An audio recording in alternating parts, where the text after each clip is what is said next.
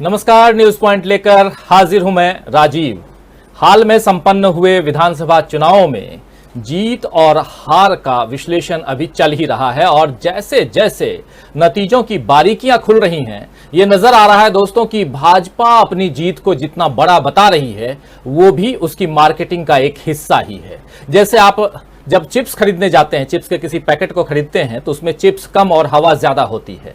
कुछ वैसी ही भाजपा की हालत भी है कि जीत के पैकेट में उसकी जो हवा है वो ज्यादा भरी हुई है।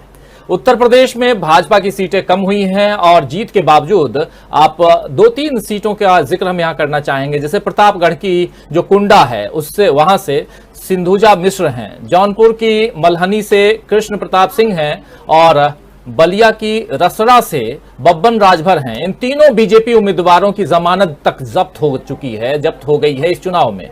यही उत्तर प्रदेश है जहां पिछली बार यानी 2017 में 312 सीटों के साथ बीजेपी बिल्कुल बल्ले बल्ले कर रही थी और इस बार 255 सीटों के साथ बीजेपी सरकार में तो है, सरकार बना ली है बीजेपी ने, लेकिन 3 ऐसे विधायकों का जिक्र हमने किया है जिनकी जमानत जब्त हो गई है इसी उत्तर प्रदेश में।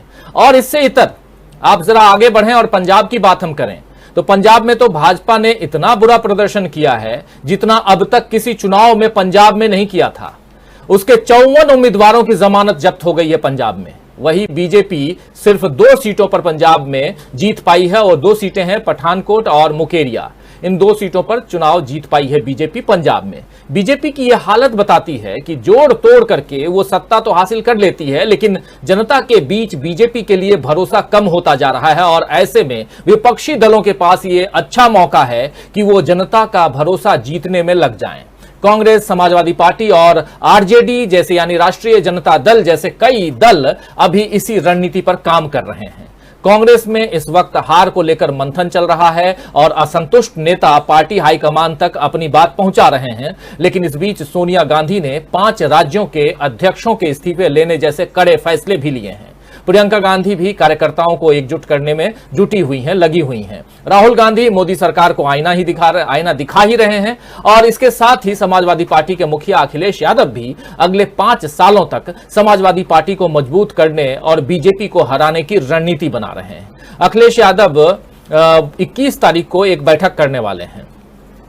अखिलेश यादव ने बीजेपी आईटी सेल से निपटने की तैयारी भी कर ली है और इधर बिहार एनडीए में दूरियां बढ़ रही हैं। एनडीए, जी हां, जिनकी सरकार अभी है, यानी नीतीश कुमार और बीजेपी गठबंधन, उनके साथ 2 पार्टियां और भी हैं, इन सब की सरकार है। एनडीए कुनबा जो है, एक तरफ तो बिहार में एनडीए में दूरियां बढ़ रही हैं नीतीश बाबू और उनके साथ बीजेपी के बीच में, और दूसरी तरफ तेजस्वी यादव राजद का कुनबा बढ़ा रहे हैं। 20 मार्च को इसी 3 दिन बाद शरद यादव अपनी पार्टी लोकतांत्रिक जनता दल का राजद में विलय करने वाले हैं। शरद यादव का मानना है कि बीजेपी को हराने के लिए महागठबंधन बनाना होगा।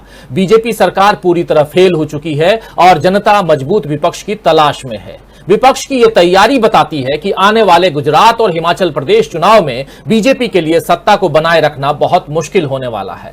इसके साथ ही 2024 में भी बीजेपी की वापसी जो है या जिसके सपने बीजेपी देख रही है, वो सपना देखना भी बीजेपी के लिए 2024 का भारी पड़ सकता है।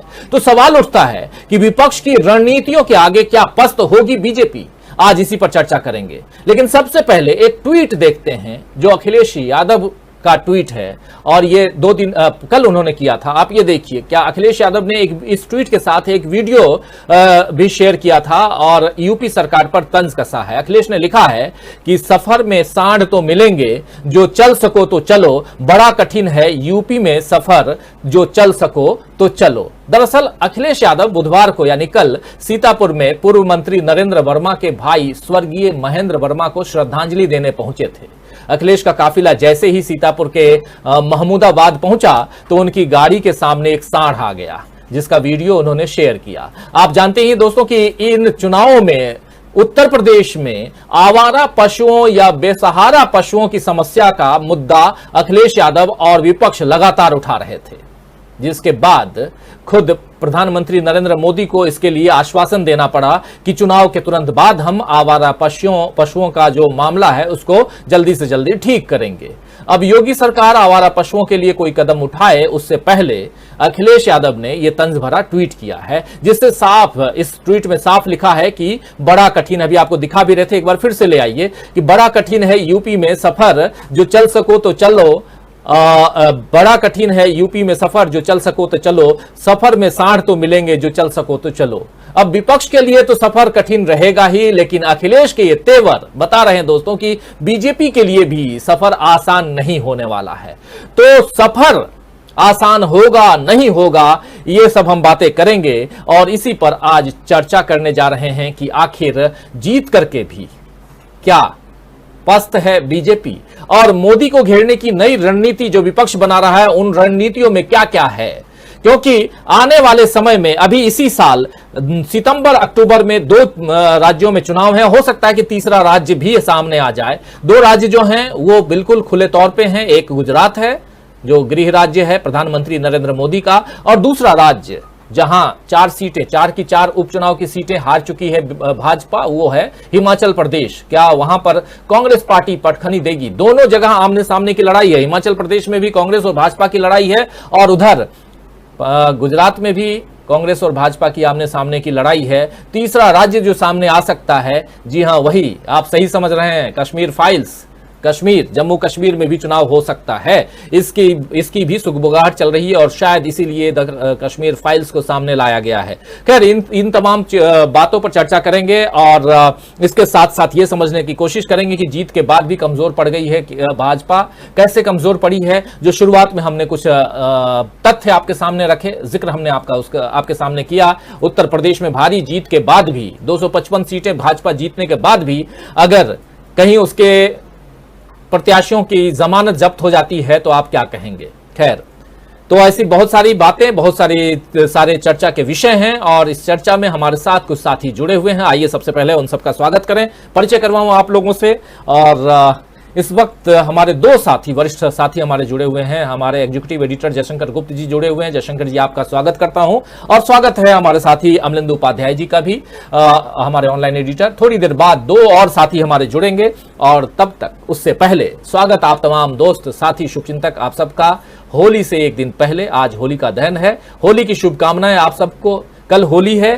और होली के रंग में सराबोर होइए और ये जो रंग में भंग डालने की कोशिश हो रही है इस देश में, उसको दूर कीजिए। हर रंग एक दूसरे से ऐसा मिलाइए कि कोई रंग एक दूसरे से अलग ना हो, यानी सफेद हो कि हरा हो कि पीला हो कि नीला हो, सतरंगा संसार जो है वैसा सतरंगा बना दीजिए हमारे देश की संस्कृति को, सभ्यता को, जो पहले से हमारे पूर्वज बनाते आए हैं। और उसमें अगर भंग डालने की कोई कोशिश कर रहा है तो उससे दूरियां बनाइए, यही आज का पैगाम है। चर्चा आगे बढ़ाएं, लेकिन उससे पहले एक वीडियो दिखाना चाहूंगा अखिलेश यादव का। वो वीडियो आज का है। तैयारियों की हम बात कर रहे हैं। हम बात कर रहे हैं कि मोदी को घेरने के लिए क्या नई रणनीति बन रही है, चाहे अखिलेश यादव क्या रणनीति बना रहे हैं, चाहे कांग्रेस पार्टी क्या रणनीति बना रही है। आइए जरा देख लेते हैं अखिलेश यादव क्या कुछ कह रहे हैं। आइए सुनते हैं।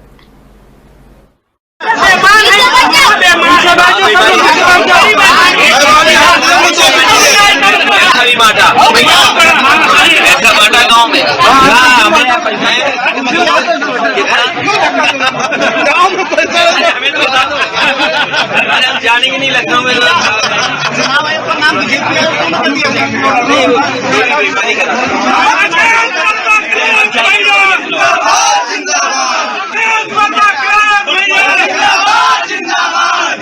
बेईमानी अधिक सब रो रहे हैं। बुढ़वा हमारी इतना बेईमानी कैसे कर दी, सब जगह बेईमानी। हर आदमी कह रहा है कि हमने सपा को वोट दिया मगर गिनती में कुछ नहीं आया। बहुत जगह किया, लखनऊ में कर लिया, बहुत जगह किया। राकेश शर्मा की सीट बिल्कुल निकली है, जीत गए थे। जीत सीट हरवा दी, 61-200 जीत के बाद हम कोल्ड ड्रिंक बढ़ा दी, डाली चीनी खाई है।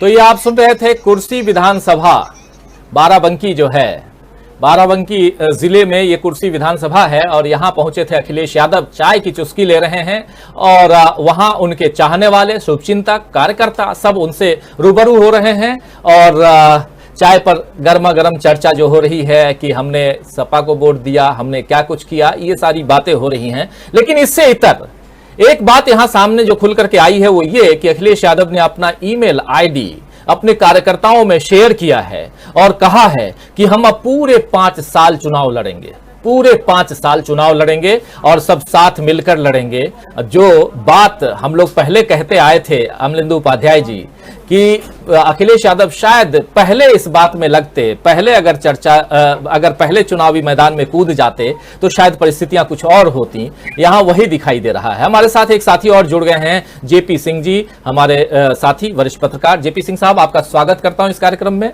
और अमलेंदु उपाध्याय जी, अखिलेश यादव को सुन रहे थे, चाय पर चर्चा कर रहे हैं, ईमेल आईडी शेयर कर रहे हैं, कार्यकर्ताओं को में उत्साहवर्धन कर रहे हैं, उनके जो शुभचिंतक हैं वो अपनी बातें रख रहे हैं और अब 21 तारीख को एक मीटिंग भी बुलाया है उन्होंने और उस मीटिंग जो बुलाई है उस मीटिंग में भी आगे की रणनीतियों पर चर्चा।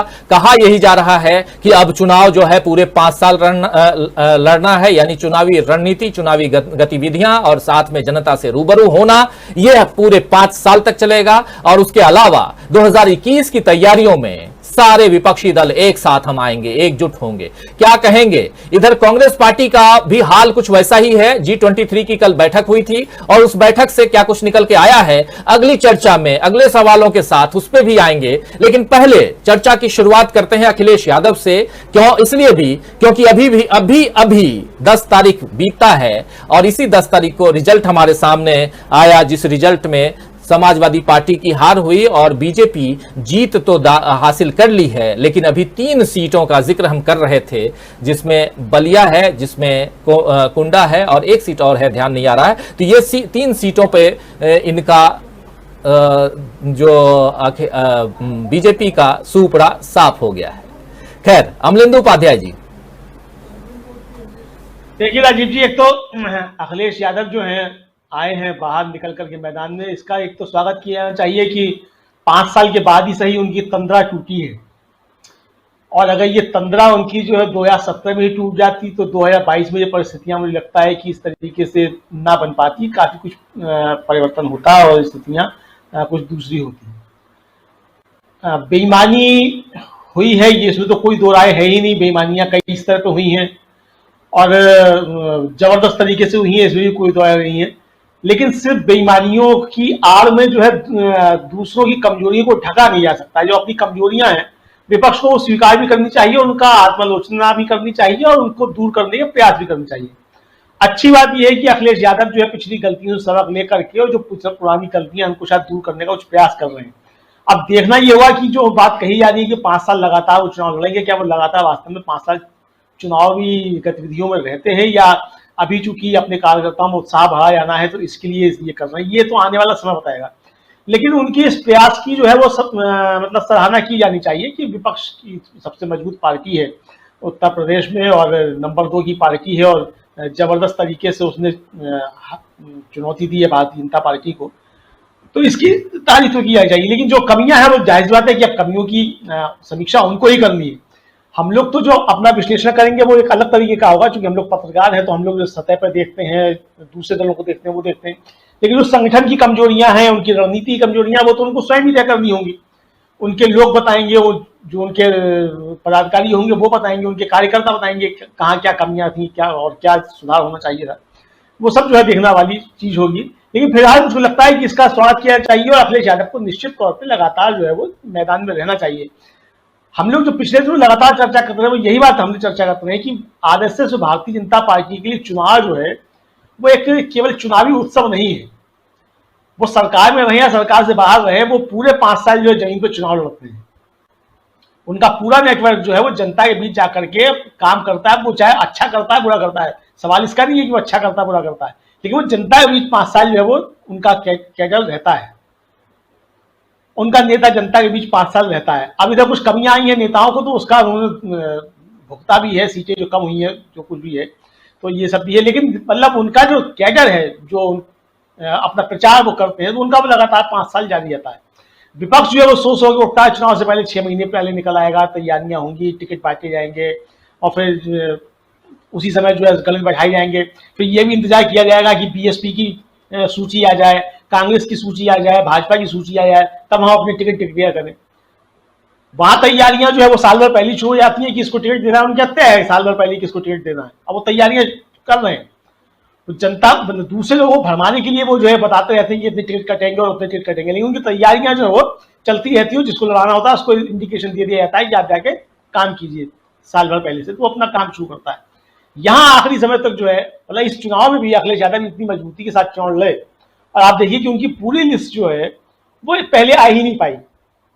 आखिरी समय तक जो है कि किसी को टिकट दे दिया, फिर वापस ले लिया गया, फिर किसी को दे दिया गया, फिर वापस ले लिया गया, फिर किसी को दे दिया गया। तो ये रणनीति किस तरह की कमजोरियां थी जो नहीं होनी चाहिए थी। लेकिन अच्छी बात है, फिर भी स्वागत किया चाहिए कि उन्होंने अपनी पिछली गलतियों से सबक लिया है और ये वादा कर रहे हैं, वो कह रहे हैं कि लगातार हम 5 साल सड़क पर रहेंगे, मतलब जनता के बीच रहेंगे। तो रहना भी चाहिए, आप विपक्ष में हो या सरकार में हो, क्योंकि जनता की ही आप काम कर रहे हैं, वो चाहे पक्ष में हो चाहे विपक्ष में हो, तो जनता के बीच आपको रहना ही चाहिए। जी हाँ जी, पक्ष में हो या विपक्ष में हो, जनता के बीच जन नेता को होना चाहिए, और यही बात यहां रख रहे हैं अमलेंदु उपाध्याय जी। बिल्कुल सही बात कर रहे हैं, लेकिन जो रणनीति विपक्ष बनाने जा रहा है या बना रहा है, वो कहीं ना कहीं बीजेपी के लिए परेशानी खड़ा कर सकता है, इसमें दो राय नहीं है। बीजेपी कमजोर हुई है। पंजाब में अभी थोड़ी देर पहले मैं बता भी रहा था, पंजाब में 54 सीटें दोस्तों, 54 सीटें। हमारे साथ जुड़ गए हैं राहुल लाल जी भी। राहुल जी, आपका स्वागत करता हूं। वरिष्ठ पत्रकार हैं, हमारे साथ जुड़ते रहते हैं हमेशा, आप सब परिचित हैं राहुल लाल जी से। और तमाम दोस्त साथी शुभचिंतक जो आप बाद में जुड़े हमारे साथ, आप सबका एक बार फिर से तहे दिल से स्वागत करता हूं, इस्तकबाल करता हूं इस कार्यक्रम में। तो दोस्तों, पंजाब जैसे राज्य में बीजेपी की 54 सीटें, जहां से बीजेपी की जमानत जब्त हो गई। उत्तर प्रदेश में आप वो बिल्कुल हॉट केक की तरह आप मानते थे और फिर से आप सरकार में वापस आए हैं। 3 सीटें ऐसी हैं जहां जमानत जब्त हो गई बीजेपी की। तो बीजेपी कमजोर हुई है, बीजेपी मजबूत नहीं हुई है। 312 सीटें बीजेपी की थी 2017 में, 255 पे आ गई। बीजेपी क्या मजबूत हुई या कमजोर हुई? सीटें घटना कमजोरी की निशानी है। सीटें पंजाब में कमजोर हुई, सीटें घटी, उत्तराखंड में सीटें घटी। तो ये सब कमजोरियां हैं, ये दर्शा रही हैं कि आप कमजोर हुए हैं। और जहां जीते हैं, चाहे आप गोवा की बात हो चाहे मणिपुर की बात हो, उसकी तहकीकात भी करेंगे तो वहां भी बीजेपी कमजोर हुई है। वहां सीटें बढ़ी लेकिन बीजेपी की कमजोरी वहां भी है, उस पर भी बात करेंगे। लेकिन उससे इतर विपक्ष क्या कर रहा है, विपक्ष मोदी को घेरने की अगली रणनीति जो बना रहा है, उस पर हम यहां चर्चा कर रहे हैं। और इसलिए चर्चा कर रहे हैं क्योंकि अब पहली दफा ऐसा दिख रहा है कि विपक्ष हारते हारते, जैसे चुनाव दर चुनाव हार जो स्वीकार करता जा रहा है विपक्ष, उसको अब लग रहा है कि नहीं, इस पर हमारे ऊपर जो जनता भरोसा कर रही है उसके लिए कुछ तो कर लो। अखिलेश यादव यहां वही करते हुए नजर आ रहे हैं। आपको याद होगा कि कुछ दिन पहले प्रियंका गांधी ने भी अपना ईमेल जारी किया था अपने कार्यकर्ताओं के बीच। वैसे ही अखिलेश यादव ने अपना ईमेल जारी किया है अपने कार्यकर्ताओं के लिए, साफ कह रहे हैं और घूम रहे हैं। ये जो अभी थोड़ी देर पहले अखिलेश यादव का एक विजुअल हम दिखा रहे थे आपको, उनका एक वीडियो दिखा रहे थे। उस वीडियो में आपने देखा कि कैसे अखिलेश यादव चाय की दुकान पर खड़े होकर के लोगों के साथ चाय पी रहे हैं, चाय की चुस्की के साथ चुनाव की बातें कर रहे हैं, जो बीता हुआ चुनाव है, आगामी रणनीतियों की बात कर रहे हैं, अपने कार्यकर्ताओं को लुभा रहे हैं। और यही तो चाहिए। लेकिन इससे इतर थोड़ा सा और भी आगे बढ़ेंगे और कांग्रेस की बात हम करेंगे और कैसे आरजेडी का कुनबा मजबूत हो रहा है उसकी बात भी करेंगे, विपक्ष कैसे एकजुट होने जा रहा है उसकी बात भी करेंगे। एक कमेंट लेना चाहूंगा अखिलेश यादव के ऊपर, जेपी सिंह साहब। और अखिलेश यादव से ज्यादा इंपॉर्टेंट यहां पर है कि भाजपा की जो कमजोरी है, और उसमें भी भाजपा ने 14 दिन के अंदर, आपको याद होगा, गन्ना किसानों की बात कि उनके पैसे, जो बकाया पैसा वो वापस कर देंगे हम। आवारा पशुओं को लेकर के भी एक वादा था, उस वादा को लेकर के भी चर्चा अभी है। हालांकि सरकार का गठन अभी नहीं हुआ है, लेकिन सरकार पिछली ही चली आ रही है लोग। और उससे पहले अभी एक ट्वीट हमने दिखाया जिसमें अखिलेश यादव ने, कल का ट्वीट है वो, जिसमें कहा कि उत्तर प्रदेश में क्योंकि उनकी गाड़ी जा रही थी, उनका काफिला जब आगे बढ़ा सीतापुर में तो सामने सांड आ गया, तो उस पर उन्होंने ट्वीट किया। और यह भी एक बहुत बड़ा मुद्दा था।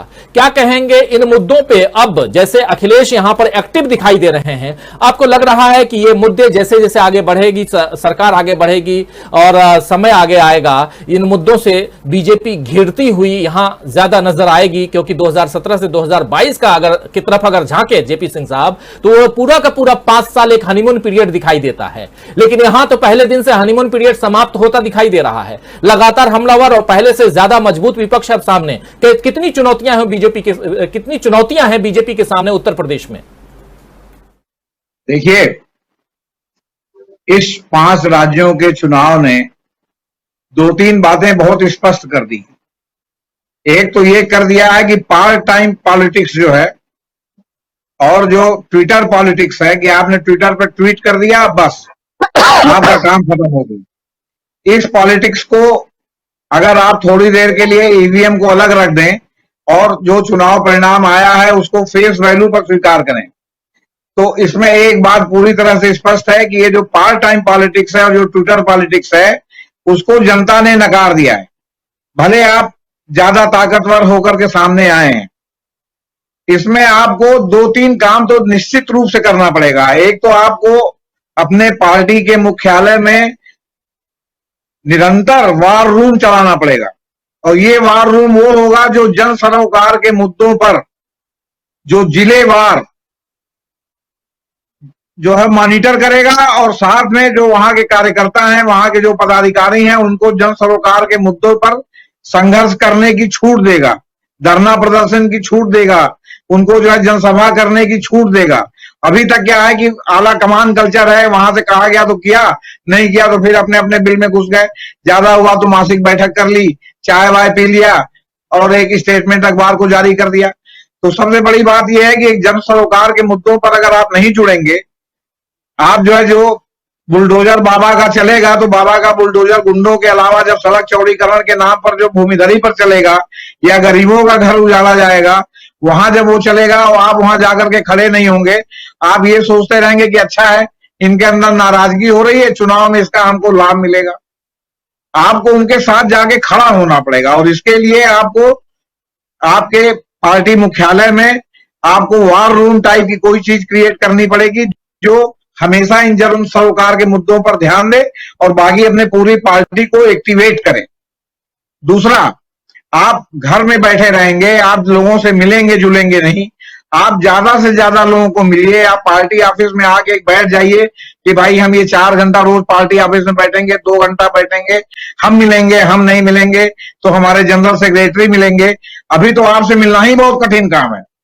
फिर जो आपके जो पीएस हैं, जो प्राइवेट पीएस आप रखते हैं, मेरा अपना अनुभव है कि तमाम लोग ये शिकायत करते हैं कि साहब इनके यहाँ फोन कीजिए तो वो कभी जो है बात ही नहीं कराते, ना अखिलेश से बात कराते हैं, ना जो है मुलायम सिंह यादव जी से बात कराते हैं, वो बात ही नहीं कराते। तो आपका कम्युनिकेशन किससे होगा?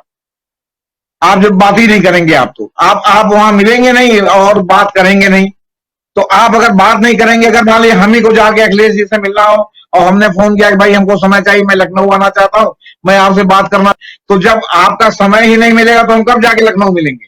ये हम एक अपने लिए नहीं कह रहे हैं, हम एक टेस्ट केस कह रहे हैं। आप जो है इतने 80 जिलों के जो है क्या कहते हैं उत्तर प्रदेश के, आप एक पार्टी के जो है मुखिया हैं, और आप इस तरह कम्युनिकेशन गैप आप रखेंगे, सीख चुनाव के समय उतरेंगे और मैदान में जाएंगे और भीड़ देख के आह्लादित हो जाएंगे, तो इसी तरह धोखा होगा जिस तरह इस बार धोखा हुआ है। तीसरी बात, आपको ईवीएम पर आपने जिस तरह जो आरोप लगाया या जिस तरह हम लोगों को भी देखने को मिला या जिस तरह आखिरी चरण में ईवीएम को लेकर नौटंकी हुई, आपको ईवीएम पर भी वकीलों का, टेक्नोक्रेटों का एक सेल बना करके आपको इसके लिए भी निरंतर कोर्ट से लेके चुनाव आयोग तक इसके बारे में जो है आपको पैरवी करनी पड़ेगी। नए नए जो भी टेक्निकल प्रॉब्लम है उनको सबको बताना पड़ेगा कि किस तरह जो है मतलब क्या कहते हैं ईवीएम में जो है मतलब घपला हो रहा है, या इसके लिए भी आपको अभियान चलाना पड़ेगा कि अगर ईवीएम के साथ वीवीपैट लगाया गया है तो फिर अगर आप ईवीएम नहीं हटाना चाहते तो वीवीपैट के साथ 25 मशीन या 5 मशीन नहीं, पूरी की पूरी गिनती होनी चाहिए। जब ईवीएम पहले 11-12 बजे दिन तक ईवीएम से रिजल्ट आ जाता था, अब 12 बजे रात तक रिजल्ट नहीं आ रहा है। अगले दिन रात को 12 बजे रिजल्ट आएगा तो क्या फर्क पड़ेगा? जब आप 1.5 महीना 3 महीना चुनाव चलाते हैं तो 3 दिन अगर काउंटिंग होगी तो इसमें क्या फर्क पड़ेगा? तो ये सब जो है मतलब फालतू की बातें। इसके लिए भी आपको निरंतर अभी से प्रयास करना पड़ेगा और इसके लिए भी आपको सेल बनाना पड़ेगा जो खबरों को भी मॉनिटर करेगा और इसके साथ साथ जो है ईवीएम को भी रहेगा और साथ में इसकी पैरवी भी करेगा। सुप्रीम कोर्ट में करेगा, हाई कोर्ट में करेगा, चुनाव आयोग के सामने करेगा। ये अगर आप नहीं करेंगे तो केवल चुनाव में अपनी हार का ठीकरा ईवीएम पर फोड़ेंगे तो भी बहुत से लोगों को अच्छा नहीं लगता और कहते हैं कि हार गए इसलिए ईवीएम का नाम लेते हैं, जबकि इस चुनाव में सर्वविदित है कि ईवीएम का जो है बहुत बड़े पैमाने पर जो है कहीं ना कहीं दुरुपयोग हुआ है। अच्छा, और टोटल मेरा मानना है कि टोटल नहीं होता, केवल 10% ईवीएम अगर आप इधर उधर कर दीजिए तो पूरे रिजल्ट पर जो है उसका प्रभाव पड़ जाता है और नेक टू नेक फाइट दिखाई पड़ने लगती है। ये सब देखना पड़ेगा। साथ में जो आपने जाति का विस्तार किया है, जो जातिगत दलों का विस्तार किया है, उनको भी अपने साथ बांध के रखने का आपको प्रयास करना पड़ेगा, क्योंकि इसमें भी दिख रहा होगा तो आपका जो है वोट बैंक खसकेगा। दूसरी बात, जहां आपस में पश्चिमी उत्तर प्रदेश में अगर आप फेस वैल्यू पे चुनाव देखें तो उसमें है कि भाई जाटों और मुसलमानों का कॉम्बिनेशन उस तरह नहीं बना जिस तरह बनना चाहिए, तो इसमें आपको और जयंत चौधरी को मिल करके दोनों के बीच की जो है गलतफहमियां हैं या जो दोनों के बीच के गले शिकवे हैं उसको आपको जो है मतलब दूर करना पड़ेगा, करवाना पड़ेगा, अगर आप चाहते हैं कि 2024 में उसका रिजल्ट निकले तो। और अगर 2024 में भाजपा की जो है केंद्र में इसी तरह 300 से अधिक सीटों को लेकर के सरकार बनेगी तो समझ लीजिए कि 2022 के बाद जो 2027 है ना उसकी पटकथा 2024 में लिखी हुई दिखाई पड़ जाएगी आप। इसलिए अगर आप 2027 में चाहते हैं कि उत्तर प्रदेश में जो है सत्ता परिवर्तन हो तो आपको 2024 में ही इसके लिए प्राण से प्रयास करना पड़ेगा। जी बिल्कुल बिल्कुल 2024 में प्रयास करना होगा, लेकिन उससे पहले विपक्षी दलों को और भी 10 राज्यों में चुनाव है उसके लिए भी प्रयास करना होगा और उसकी शुरुआत अभी सितंबर महीने में होने जा रही है, जिसमें 2 राज्य तो बिल्कुल कंफर्म्ड हैं, एक गुजरात और दूसरा हिमाचल प्रदेश, और तीसरा राज्य हो सकता है कि जो अभी केंद्र शासित प्रदेश है वहां भी चुनाव हो जाए, जैसा कि बीजेपी पहले कह चुकी है, यानी मोदी सरकार कह चुकी है कि वहां की कुछ संवैधानिक प्रक्रिया है वो चल रही है, उसके बाद से हम वहां भी चुनाव करवा सकते हैं, और जिसके लिए एक फिल्म सामने आ ही गई है, द कश्मीर फाइल्स देखिए और जाकर के उस हिसाब से आप चुनाव लड़िए। खैर उस पर चर्चा करें, बाद में करेंगे, लेकिन उससे पहले एक बार राहुल लाल जी आपके पास आना चाहूंगा, और खासकर उत्तर प्रदेश की बात हो रही है और 2 साथी हमारे अमलेंदु उपाध्याय जी और जेपी सिंह साहब अपनी अपनी बात रख रहे थे। अखिलेश यादव चुनावी मोड में नजर आ रहे हैं। 2 बातें यहां पर महत्वपूर्ण हैं जो उन्होंने ईमेल आईडी अपने कार्यकर्ताओं को दिया है, जिसका जिक्र अभी कर रहे थे हमारे साथी जेपी सिंह साहब की अगर हम टाइम लेने जाएं और उनसे मिलना चाहें, अगर वो समय ही न दें और 5 साल ऐसे निकल जाए तो फिर तो आपसे बात क्या और कैसे आप करेंगे चुनावी गतिविधियों, और जननेता के रूप में आप सामने कैसे आएंगे, ये एक बड़ा सवाल है। लेकिन शायद इसी को समझते हुए जानते हुए उन्होंने अपना ईमेल आईडी दिया है कि आप उस पर हमसे संपर्क साध सकते हैं। अब उस पर कितना आगे कार्रवाई होती है उनके ईमेल आईडी पर, कौन देखता है ईमेल आईडी और कैसे लोगों से मिलते हैं, मिलने मिलाने का कार्यक्रम होता है, सुझावों को अमल में लाते हैं, ये सब तो आने वाले समय की बात है। दूसरा एक बहुत इंपॉर्टेंट सवाल इन्होंने उठाया है जो ईवीएम को लेकर के है। अब जैसे पश्चिमी उत्तर प्रदेश की बात यहां कह भी रहे थे कि अखिलेश यादव को और जयंत चौधरी को यह समझना होगा कि यहां कहां कमी रह गई, बिल्कुल आप समीक्षा कीजिए। लेकिन इसके साथ साथ अगर ईवीएम की बात आती है और ये बातें आती हैं कि उन जिलों में जहां बीजेपी की बदनामी हुई थी चुनाव से पहले, यानी हाथरस की घटना हो, नाव की घटना हो, लखीमपुर खीरी की घटना हो, चाहे आगरा की घटना हो, ऐसे जगहों पे सुपड़ा साफ कर दो विपक्ष का, इस तैयारी के साथ अगर बीजेपी उतरी थी ताकि कोई आगे कहने वाला ना रहे कि ऐसी घटना अगर आगे दोहराई जाए या हो जाए ऐसी घटना तो इस पर आगे बात ना हो और विपक्ष पहले ही हथियार डाल दे। इसका नमूना इस चुनाव में दिखाई दिया है। मैं जिस तरफ इशारा कर रहा हूं आप लोग शायद समझ रहे होंगे, राहुल लाल जी, आप स्पेशली आपसे मैं कह रहा हूं, तो कुछ ऐसे मुद्दे हैं। इसलिए ईवीएम पर अभी से आंदोलन छेड़ने की जरूरत है। बहुत सही सवाल, बहुत सही यहां पर सलाह दे रहे हैं जेपी सिंह साहब कि ईवीएम पर आपको यहां आंदोलन छेड़ने की जरूरत है और लगातार आंदोलन छेड़िए। ये नहीं कि शुरुआत में हार गए और कुछ दिन के लिए, कुछ देर के लिए आपने ईवीएम की बात कर ली और फिर उसके बाद बैठ गए यहां पर, क्योंकि 10 तारीख के बाद से ईवीएम को लेकर के अब कोई चर्चा नहीं कर रहा है। एक बात इन्होंने छेड़ी थी, आप याद कीजिए, वेस्ट बंगाल की सीएम ने दूसरे दिन प्रेस कॉन्फ्रेंस में ईवीएम की बात की थी। थोड़ी सी बात उससे पहले इन्होंने की, अखिलेश यादव ने की और किसी ने नहीं की। क्या कारण है कि कोई ईवीएम की बात नहीं कर रहा है विपक्षी दल? यह भी बड़ा सवाल है। आप कैसे लड़ेंगे? जरा आप अपनी बात यहां पर रखिए राहुल लाल जी। चुनाव के बाद हम लोग पहली बार हम और आप मुखातिब हो रहे हैं और इस चर्चा में भाग ले रहे हैं। आप जरा इत्मीनान से अपनी बातें, आराम से अपनी बातें रखिए कि क्या कुछ आप समझ रहे हैं और कैसे विपक्ष जो है वो रणनीति तो बना रहा है, घेरने की रणनीति बना रहा है, कैसे यहां बीजेपी को आप कमजोर देख रहे हैं और कैसे विपक्ष पटखनी दे सकता है? देखिए, नंबर वन चीज तो ये है कि अगर मैं इस चुनाव को, उत्तर प्रदेश चुनाव को देखता हूं तो इसके पहले के पश्चिम बंगाल चुनाव को भी याद करना पड़ेगा।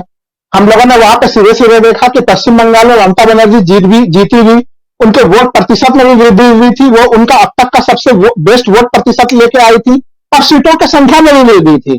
तो भारतीय जनता पार्टी वो करिश्मा, तमाम चीजों के बावजूद भी वो करिश्मा नहीं कर पाई। यहाँ पे हम लोग देख रहे हैं कि किस तरह से वो वहां से उनको काफी एक गिरावट का सामना करना पड़ा उन्हें, उनके किस तरह से सीटों की संख्या में कमी हुई। तो भारतीय जनता पार्टी चाहे दावे वादे जो भी कर ले, उन्होंने 10 तरह के जो है कि हम लोगों ने देखा कि बार बार उस दिन इलेक्शन के काउंटिंग के दिन जो घटनाएं घट रही थी और किस प्रकार से छोटे छोटे मार्जिन से अगर समाजवादी पार्टी कहीं आगे चल रही थी तो रिकाउंटिंग के बाद क्या स्थितियां बन रही थी, तो वो तमाम परिदृश्य हम लोगों को दिख रहा था। तो एक तरह से इन्होंने जीता तो जरूर है, लेकिन उसके बावजूद भी उनकी शक्तियां काफी कमजोर हुई है। कई जिलों में उनके खाते नहीं खुले हैं। हम लोग चुनाव से पहले भी जयशंकर जी के साथ चर्चा कर रहे थे, अम्बेडकर नगर पे उन्होंने ही बोला था कि झाड़ू लग जाएंगे उन सीटों पर, वो स्थितियां हुई भी। लेकिन लखीमपुर खीरी जैसे जगहों पे, जो आपने बिल्कुल सही कहा कि जो पूरे विपक्ष के लिए केंद्रीय बिंदु, पूरे देश भर के लिए केंद्रीय बिंदु बना हुआ था, जहां तक कि कोई चुनाव प्रचार करने के लिए प्रधानमंत्री जी का कार्यक्रम तय होता है, वो प्रधानमंत्री चुनाव प्रचार करने के लिए लास्ट में उनका कार्यक्रम कैंसिल हो जाता है। तो अलग अलग नेताओं के कार्यक्रम बन गए थे और वो चुनाव प्रचार तक करने की हिम्मत नहीं कर पा रहे थे। वहां पे आपने 8 सीटें दे दी।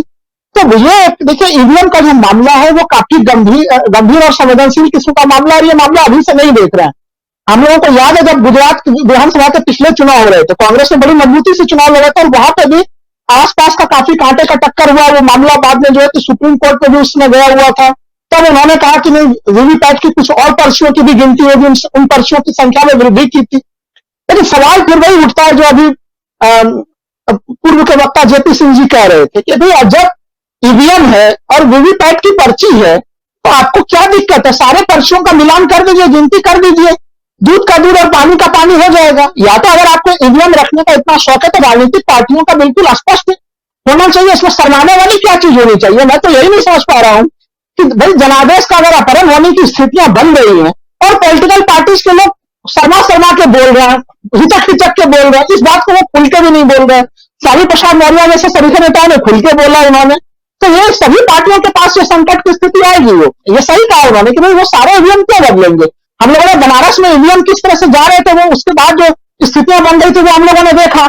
आप आखिरी चरण के बाद काफी सक्रिय होते हैं ईवीएम को लेकर, लेकिन क्या प्रथम, द्वितीय, तृतीय, चतुर्थ चरणों में जो घटना घटी होगी उसको लेकर तो उस रूप में विपक्ष भी सक्रिय नहीं था।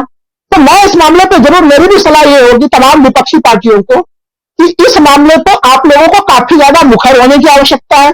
या तो भाई जो बैलेट सिस्टम है, पुराना वाला सिस्टम, आप उसी को वापस ले आइए, नहीं तो इनकी स्पष्ट मांग होनी चाहिए कि वीवीपैट के एक एक पर्चियों की गिनती होनी चाहिए। तो वीवीपैट का मशीन में चुनाव आयोग खर्चा क्यों कर रहा है? तो वो पर्चियां किसके लिए निकाली जा रही है? वो क्या भाई कूड़े और कचरे के ढेर में कहीं कहीं से निकल रहा था जो हम लोग देख रहे थे, उन्हीं स्थितियों के लिए वो पर्चियां निकल रही है। तो ये सवाल है और ये सवाल तमाम विपक्षी पार्टियों को उठाने पड़ेंगे, नहीं तो फिर लोकतंत्र का तो फिर देखिए हम लोग दुनिया भर में तमाम जगह हम लोगों ने तानाशाही देखी है और वो तानाशाही कहीं दूसरे रास्ते से नहीं आती है, वो लोकतंत्रात्मक तरीके से ही आती है। तो भारतीय लोकतंत्र सुरक्षित रहे, इसके लिए विपक्ष को इस मामले पे कि एक सेट कर दिया जाएगा कि हम चुनाव हारे हैं तो इसका दोषारोपण भी हमारे ऊपर कर दिया जाएगा। उन चीजों को छोड़ के आपको जो सही बातें हैं उसको बड़ी गंभीरता के साथ आपको रखनी पड़ेगी। ये तो मेरा ईवीएम के मामले पे मेरा विचार है। इसमें दूसरी चीज के देखिए, रणनीति की चीज को लेके अखिलेश यादव जिस तरह से चुनाव के बाद भी मुझे सक्रिय दिख रहे हैं, ये मुझे एक अच्छी सी स्थिति लग रही है। क्योंकि देखिए तमाम हम लोग अगर पुराने स्थितियों में देखें तो प्रियंका गांधी जरूर जो है कि उत्तर प्रदेश के चुनाव में लगातार सक्रिय दिख रही थी, लेकिन कहीं न कहीं अखिलेश यादव जिनको मुख्य भूमिका निभानी थी वो एक तरह से कई बड़े गंभीर मुद्दों के समय में वो बाहर नहीं निकल रहे थे। तो अब जो ये मोमेंटम है, ये मोमेंटम जिस तरह से वो बनाए हुए हैं, अगर वो बनाए हुए रखेंगे तो काफी आसानी से भारतीय जनता पार्टी को जो है कि उसको आराम से उसको घेरा जा सकता है। क्योंकि देखिए आपने जो मुद्दे उठाए थे, जो अभी आपने विपक्ष ने जो मुद्दे उठाए थे, उन मुद्दों का समाधान नहीं हुआ है। जनता अभी भी जनता के सामने वो मुद्दे अभी भी जीवंत है, चाहे महंगाई का मामला हो, ऐसा था नहीं कि रोजगार लोगों को मिल गया, बेरोजगारी का मामला हो, चाहे छुट्टा पशुओं का जो आवारा पशुओं का मामला था, और देखिए पूरब से लेकर पश्चिम तक वो मुद्दे बने हुए थे। माननीय प्रधानमंत्री जी ने बड़ा गंभीर आश्वासन दिया था कि भाई 10 मार्च के बाद आप हमें सत्ता दीजिए और हम इसका समाधान करेंगे।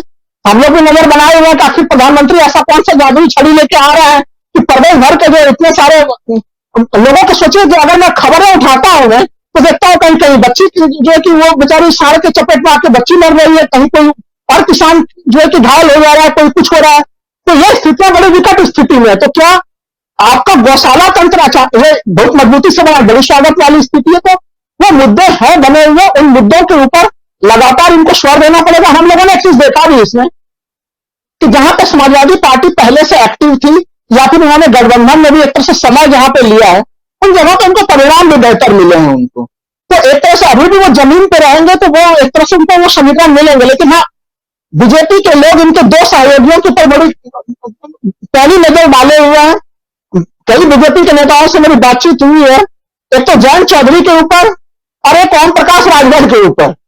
तो इसलिए विपक्ष के लिए यह भी बड़ी आवश्यक चीज है कि वो जो उनके जो तमाम सहयोगी हैं उनके साथ बिल्कुल चट्टानी एकता के साथ वो खड़े रहे, क्योंकि भारतीय जनता पार्टी अभी त्वरित तौर पर तो नहीं, लेकिन इनके इन दो सहयोगियों को भरपूर रूप से अपने तरफ लेने की कोशिश करेंगे वो। तो इन मोर्चों के ऊपर भी इनको बड़ी सावधान रहने की जरूरत होगी। यह है प्लान उनका, और आगे हो सकता है कि हम लोग कभी अभी 6-7 महीने बाद राजीव जी चर्चा करें इसके ऊपर कि जयंत चौधरी जी के ऊपर कैसे डोरे डाले जा रहे हैं। अभी ओम प्रकाश राजभर से का कारण एक तरह से पूर्वांचल में बड़ा नुकसान हुआ है इनका। बीजेपी के तमाम लोग कह रहे हैं कि उन्होंने बड़ा नुकसान करा दिया, इतना नुकसान हम लोगों ने सोचा नहीं था कि किस तरह का नुकसान हो गया। किसी तरह से किला बचा पाए हम लोग अपना जो है और इज्जत बचा पाए पूर्वांचल की स्थिति में। तो इसलिए ये स्थितियां है, तो इनके लिए विपक्ष की रणनीति होगी कि इस प्रकार के और जो लोग हैं सोशल इंजीनियरिंग काफी अच्छे ढंग से उन्होंने की है। 2024 तक की सोशल इंजीनियरिंग में और भी लोगों को जोड़े और जो लोग भी चुनाव में हारे उनके मनोबल को टूटने ना दे, क्योंकि आप सबों को जोड़ते चले जाए, यही इनकी सबसे बेस्ट रणनीति है। मैं कांग्रेस को लेकर भी एक चीज कहूंगा कि कांग्रेस को लेकर बड़ी मजाक बनाई जा रही है कि भाई उत्तर प्रदेश में तो प्रियंका गांधी ने 40% का नारा दिया था, लड़की हूं लड़ सकती का नारा दिया था, फिर वो 6% से 2.44% पे कैसे पहुंच गई। मैं अभी भी कहूंगा कि कांग्रेस को लेकर अगर कांग्रेस लगातार इसी रूप में चुकी है, एक तरह से बाइपोलर इलेक्शन था, यहाँ पर सीधे सीधे भारतीय जनता पार्टी और समाजवादी पार्टी गठबंधन के बीच में चुनाव था, ये सभी हम लोगों ने जमीन पे देखा है। तो इसलिए इसमें कांग्रेस के लिए ज्यादा इस जगह पर ऑप्शन नहीं था। लेकिन हाँ, कांग्रेस ने चुनाव के मुद्दे जरूर सेट किए, तो मैं अभी भी डंके की चोट पे कह रहा हूं। और ऐसे स्थिति में अगर इसी मोमेंटम को प्रियंका गांधी जारी रखती है, तो मैं फिर से कह रहा हूं कि 2009 के लोकसभा चुनाव में कांग्रेस ने अचानक से अप्रत्याशित लोकसभा सीटें उत्तर प्रदेश में 20 से ऊपर लोकसभा सीटें उन्होंने जीती थी। उससे बेहतर परिणाम वो 2024 में कांग्रेस पा सकती है। इसलिए कांग्रेस को वो गति और दिशा अपना बनाए रखना चाहिए, वो बिल्कुल सही दिशा में जा रही है। और भी कांग्रेस पे भी हम आएंगे, लेकिन उत्तर प्रदेश की चर्चा हम कर रहे हैं इस वक्त, और हमारे 4 साथी मौजूद हैं और जिनमें से 3 ने अपना इस पर उत्तर प्रदेश अखिलेश यादव बीता हुआ चुनाव इस पर अपने बयान, अपने वक्तव्य, अपने विचार यहां रखे हैं। अब सीधे आना चाहूंगा जयशंकर जी आपके पास।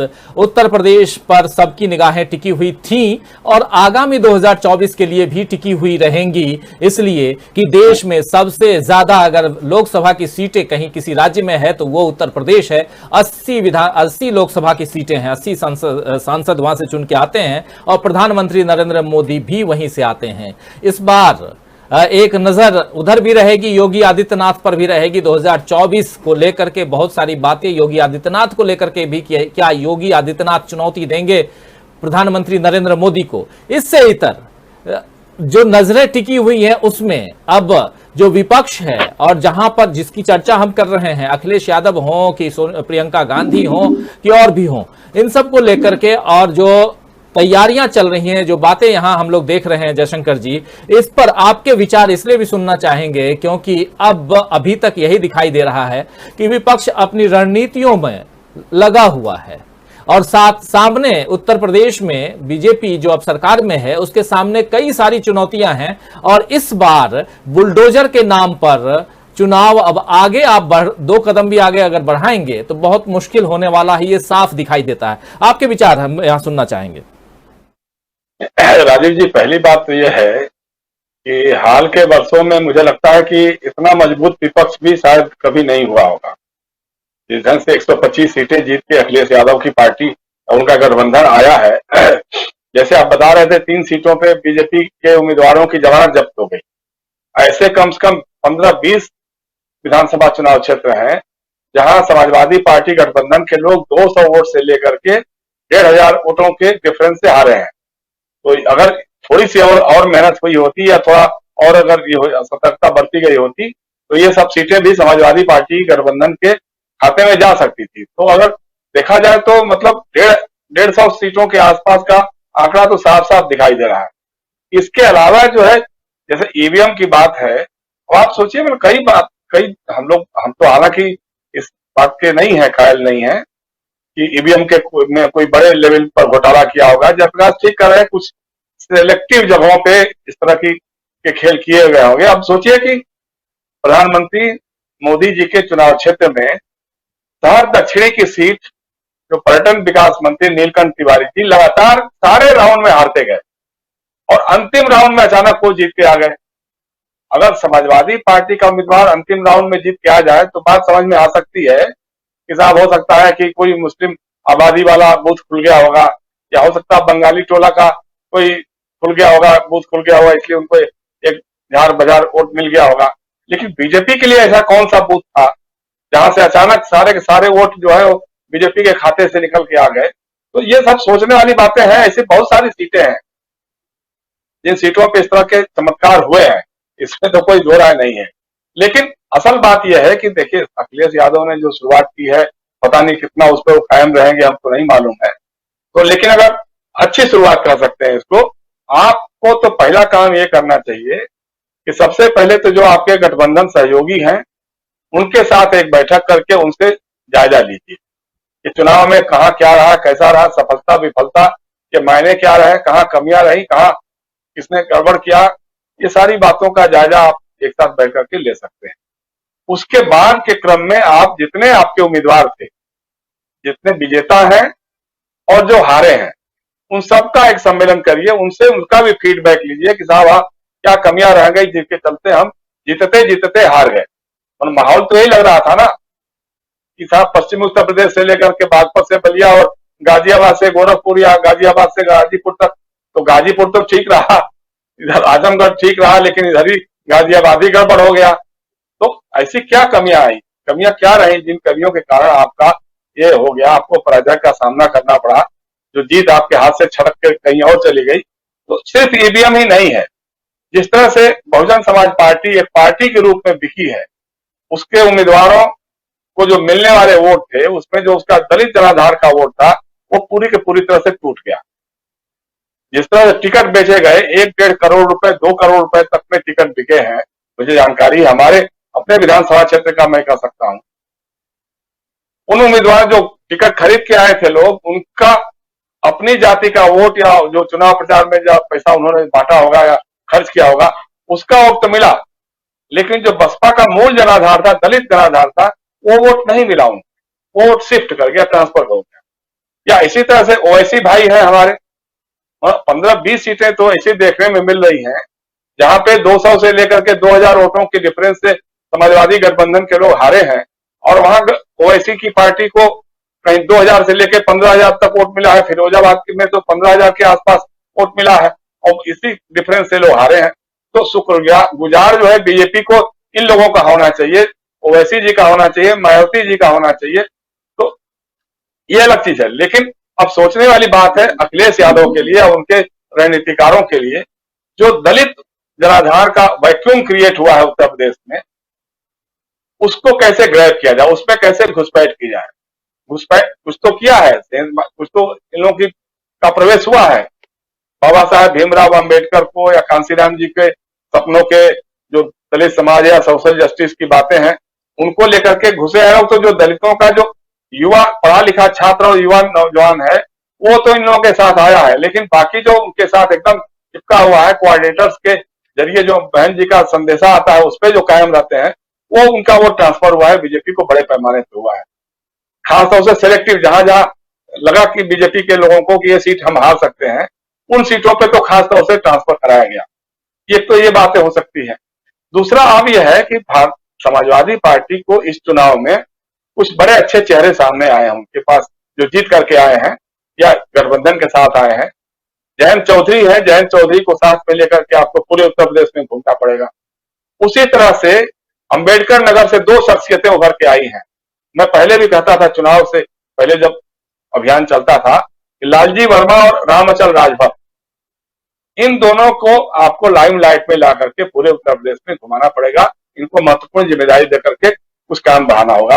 अल्पसंख्यक समाज से भी जो इमरान मसूद है, उनको टिकट भी नहीं मिल पाया था, या आजम खान के बेटे हैं, या हमारे यहाँ अब्बास अंसारी है, या इस तरह के जो लोग थोड़ा सा पढ़े लिखे और आगे की सोच रखने वाले लोग हैं, उनको लेकर के आपको आगे होना। शिवपाल सिंह यादव है, संगठन में उनकी भूमिका महत्वपूर्ण हो सकती है, उनका इस्तेमाल आप कर सकते हैं।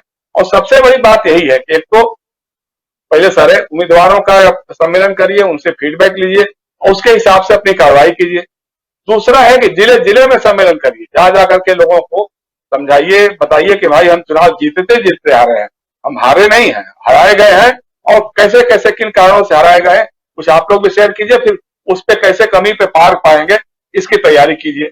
और जेपी ने बहुत बढ़िया बात कही, वार रूम खोलना होगा। वार रूम के अलावे आपको एक चुनाव प्रकोष्ठ, जिसकी बात पहले भी मैं करता रहा, एक चुनाव प्रकोष्ठ बहुत ही मजबूत और सक्रिय आपको बनाना पड़ेगा। वो सभी राजनीतिक दलों को बनाना होगा मेरे ख्याल से, जो मतदाता सूची बनने से लेकर के संशोधित होने और प्रकाशित होने तक वो सक्रिय रहे। पोलिंग अफसरों से लेकर काउंटिंग अफसरों तक की जो जानकारी मिलती है, मतगणना स्थल की जो निगरानी होती है, स्ट्रांग रूम की निगरानी होती है, सारा उसको चुनाव आयोग में अपने पदाधिकारियों की लिस्ट आप दीजिए और उनसे कहिए कि वो लोग सारा कुछ करके काम करेंगे। तीसरा ये है कि जो अभी योगी जी ने या मोदी जी ने जो जो वायदे किए थे, जैसे छुट्टा साड़ की समस्या हो सकती है, बेरोजगारी की समस्या हो सकती है, या इस कानून व्यवस्था की बातें हो सकती है, तो इस पे आपके वार रूम में बैठे हुए लोग एक एक घटनाओं को लेकर के आपको फीडबैक दें कि हाँ साहब, कानून व्यवस्था में कहाँ कहाँ क्या गड़बड़ियां हुई हैं, छुट्टा साड़ की समस्या कहाँ कहाँ क्या उससे परेशानी हो रही है, उसके लिए सरकार ने क्या किया, क्या कहा था, क्या कर रही है, क्या नहीं कर रही है। बेरोजगारों के सवाल पे कितने लोगों को रोजगार मिला, नहीं मिला।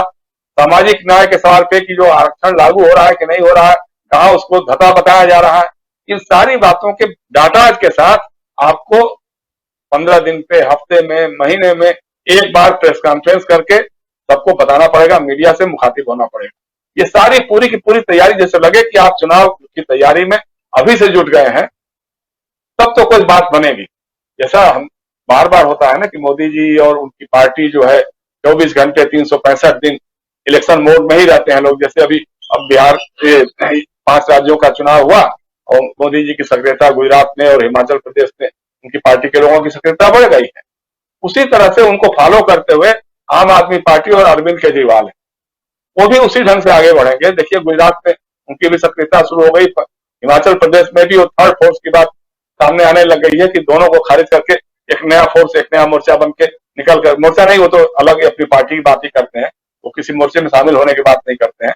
तो आपको उन पर भी निगाह रखनी होगी, उनकी गतिविधियों पर भी निगाह रखनी होगी और उसके हिसाब से अपनी रणनीति आपको बनानी पड़ेगी। जी राजीव जी, बिल्कुल रणनीति बनाने की जरूरत है, ये बता रहे हैं जयशंकर गुप्त जी। और रणनीतियां बन रही हैं यहाँ दिल्ली से लेकर के कहें तो लखनऊ तक और उधर कोलकाता तक अलग अलग रणनीतियां, अलग अलग गतिविधियां जो हैं वो सामने धीरे धीरे आ रही हैं, आगे आएंगी भी। और एक तरफ जहां लखनऊ में यानी उत्तर प्रदेश में चुनाव समाप्त हुआ है और चुनाव के बाद जो सामने चीजें आई हैं, जो तस्वीर सामने आई है, उसमें एक बहुत ही चौंकाने वाली तस्वीर यह है कि उत्तर प्रदेश में भाजपा 3 सीटें ऐसी हैं जहां जमानत अपनी नहीं बचा पाई।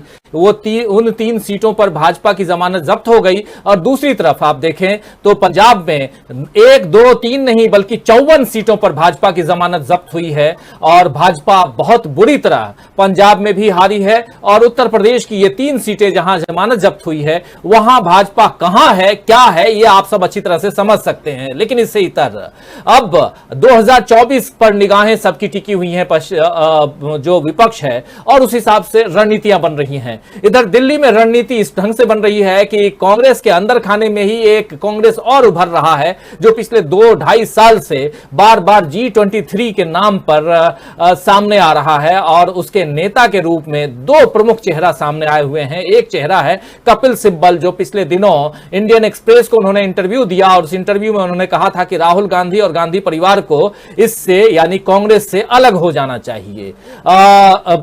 ये अपने आप में चौंकाने वाला बयान था कपिल सिब्बल के लिए, कपिल सिब्बल की तरफ से।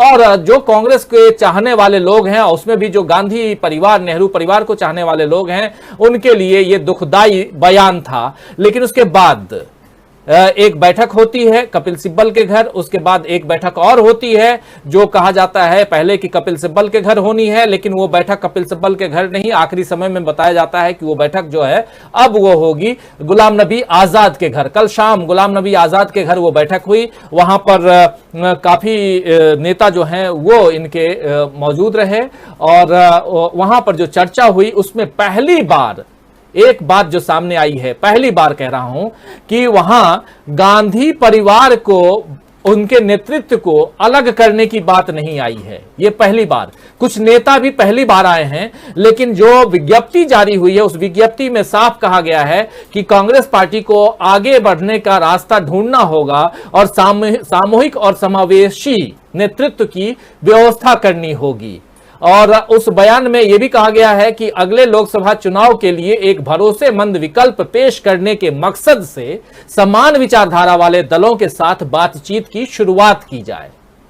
इस बैठक में कौन कौन लोग थे जरा ये भी बता देता हूं, चर्चा को आगे बढ़ाते हैं। और ये जरूरी इसलिए भी है क्योंकि मोदी को घेरने की जो नई रणनीति है, उस रणनीति में G23 के साथ साथ क्या अब कांग्रेस पार्टी के आला कमान यानी सोनिया गांधी, राहुल गांधी, प्रियंका गांधी भी इन लोगों को मनाने में क्या कामयाब होने जा रहे हैं, ये महत्वपूर्ण होगा। राज्यसभा में पूर्व नेता प्रतिपक्ष गुलाम नबी आजाद जो रिटायर हुए थे तो आंसू बहा रहे थे हमारे प्रधानमंत्री नरेंद्र मोदी, उनके आवास पर यह बैठक हुई थी। और इस बैठक में कपिल सिब्बल थे, आनंद शर्मा थे, मनीष तिवारी थे, शशि थरूर थे, शंकर सिंह बाघेला, याद कीजिए शंकर सिंह बाघेला का नाम गुजरात से जुड़ता है, वो भी थे, अखिलेश प्रसाद सिंह थे, संदीप दीक्षित, विवेक तनखा, पृथ्वीराज चौहान, भूपेंद्र सिंह हुड्डा, राज बब्बर, मणिशंकर अय्यर, जी हां मणिशंकर अय्यर, जिन्होंने प्रधानमंत्री नरेंद्र मोदी को नीच कहा था तो क्या कुछ हो गया था आप समझ लीजिए, पीजे कुरियन, राजेंद्र कौर भट्टल, कुलदीप शर्मा, प्रीनीत कौर और M.A. खान, ये सब शामिल थे उस मीटिंग में। और वहां यही कहा गया कि भाजपा का विरोध करने के लिए जरूरी है कि कांग्रेस पार्टी को मजबूत किया जाए। और इन लोगों ने कहा कि कांग्रेस समान विचारधारा वाली पार्टी सभी ताकतों के साथ, जो समान विचारधारा वाली जो दूसरी पार्टियां हैं उसके साथ संवाद शुरू करे ताकि 2024 के लिए एक विश्वसनीय विकल्प पेश करने के लिए एक मंच बन सके। अपने आप में बहुत बड़ी बात है। एक बार फिर से आना चाहूंगा अमलेंदु उपाध्याय जी, बहुत बड़ी बात है कि यहां पर पहली बार जो G23 बैठ करके कोसता रहता था गांधी परिवार को, वो G23 कल शाम को जब मिला तो कह रहा था कि एक विश्वसनीय विकल्प इस देश को 2024 यानी कि 2024 के चुनाव से पहले दिया जाए, उसके लिए एक मंच बन सके। क्या कहेंगे इस यू टर्न को लेकर के? राजीव जी, मैं अभी भी इस यू टर्न पे थोड़ा भरोसा नहीं कर पा रहा हूं, G23 के यू टर्न पे। और उसके कारण है कि जो शब्दावली उसमें इस्तेमाल की गई, मुझे लगता है कि उसमें कुछ और लोग जो नए पहुंच गए, उसकी वजह से शायद जो है वो शब्दावली परिवर्तित की गई है। क्योंकि हो सकता है वो नए लोग जो है इस G23 के जो है रंग में भंग डालने के लिए पहुंच गए। होली का समय वैसे ही चल रहा है तो रंग में भंग डालने चले गए हो कि चलो ठीक है भाई, हम भी आ गए, आप करो पर चर्चा, तुम कांग्रेस को मजबूती कर देने की बात कर रहे हो तो हम भी कांग्रेस की मजबूती करने की बात कर रहे हैं। तो ये जो है टोन बदला हो।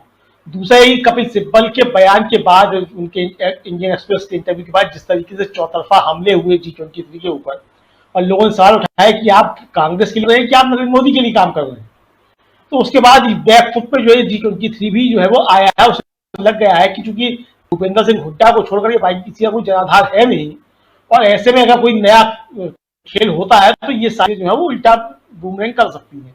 तो ये एक हो सकता है। दूसरा जो विपक्ष की मंच बने, ये देखने में बड़ी अच्छी चीजें लग रही है मंच बने, लेकिन जिस तरीके से अभी राज्यसभा की सीटें जो मिल सकती हैं पश्चिम बंगाल से, तो कहीं ममता बनर्जी के लिए तो फिर आ रही है कुछ राज्यसभा की सीटें जो है मिल जाए, जो जिन लोगों को दिल्ली में बंगले छोड़ने में बड़ी कष्ट होता है, तो चाहे कश्मीर से आते हो, चाहे पंजाब से आते हो या मध्य प्रदेश से आते हो, तो बंगला उनको चाहिए दिल्ली में, क्योंकि इतने अच्छे बंगले लुटियन जोन में जो वो आसानी से मिला नहीं करते हैं, और मिलते भी तो बड़े महंगे होते हैं।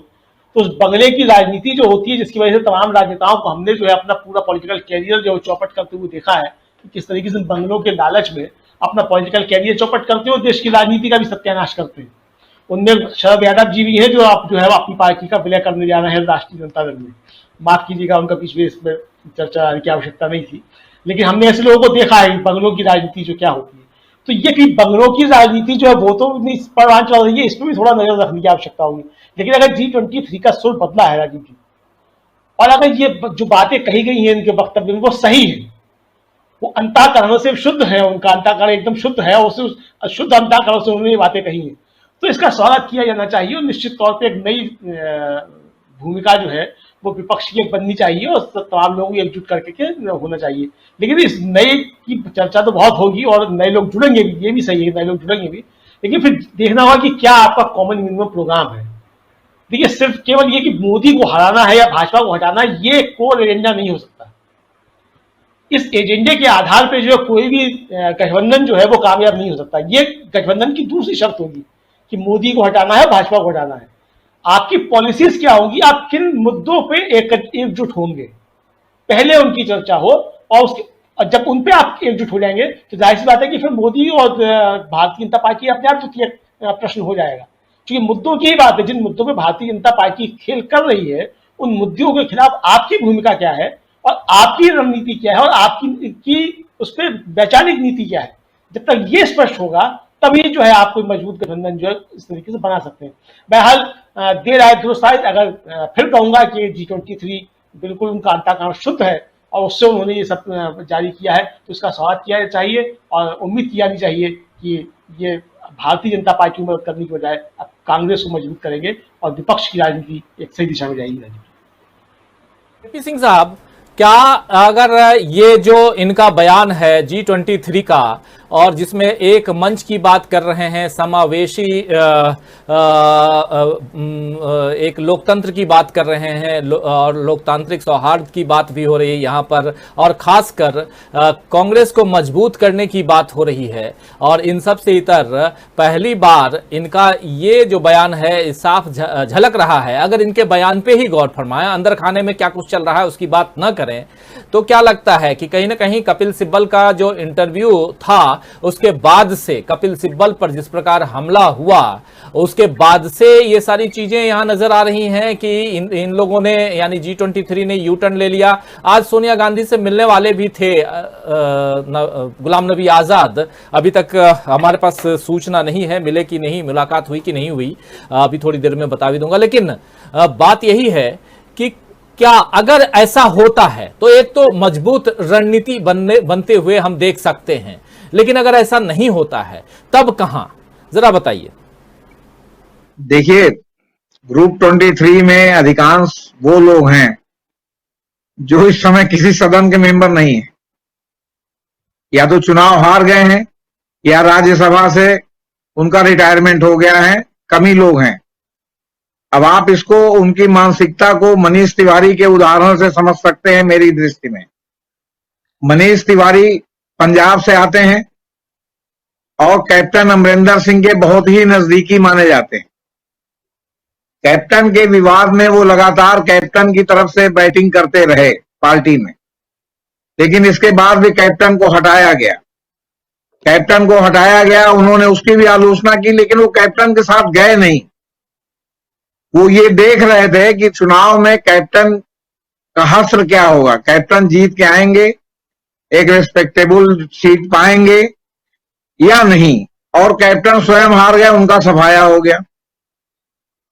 मनीष तिवारी अभी भी कांग्रेस में है, कैप्टन के साथ न गए, और जो जाने की उनकी संभावना थी वो भी इस तरह धूमिल हो गई कि भाई कैप्टन ही साफ हो गए, पूरा कैप्टन के साथ जो है वो भाजपा साफ हो गई।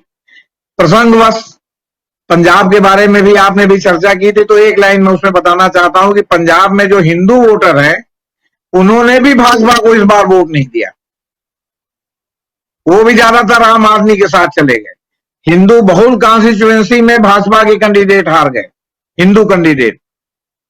तो ये भी एक मतलब मार्के की बात है पंजाब के लिए।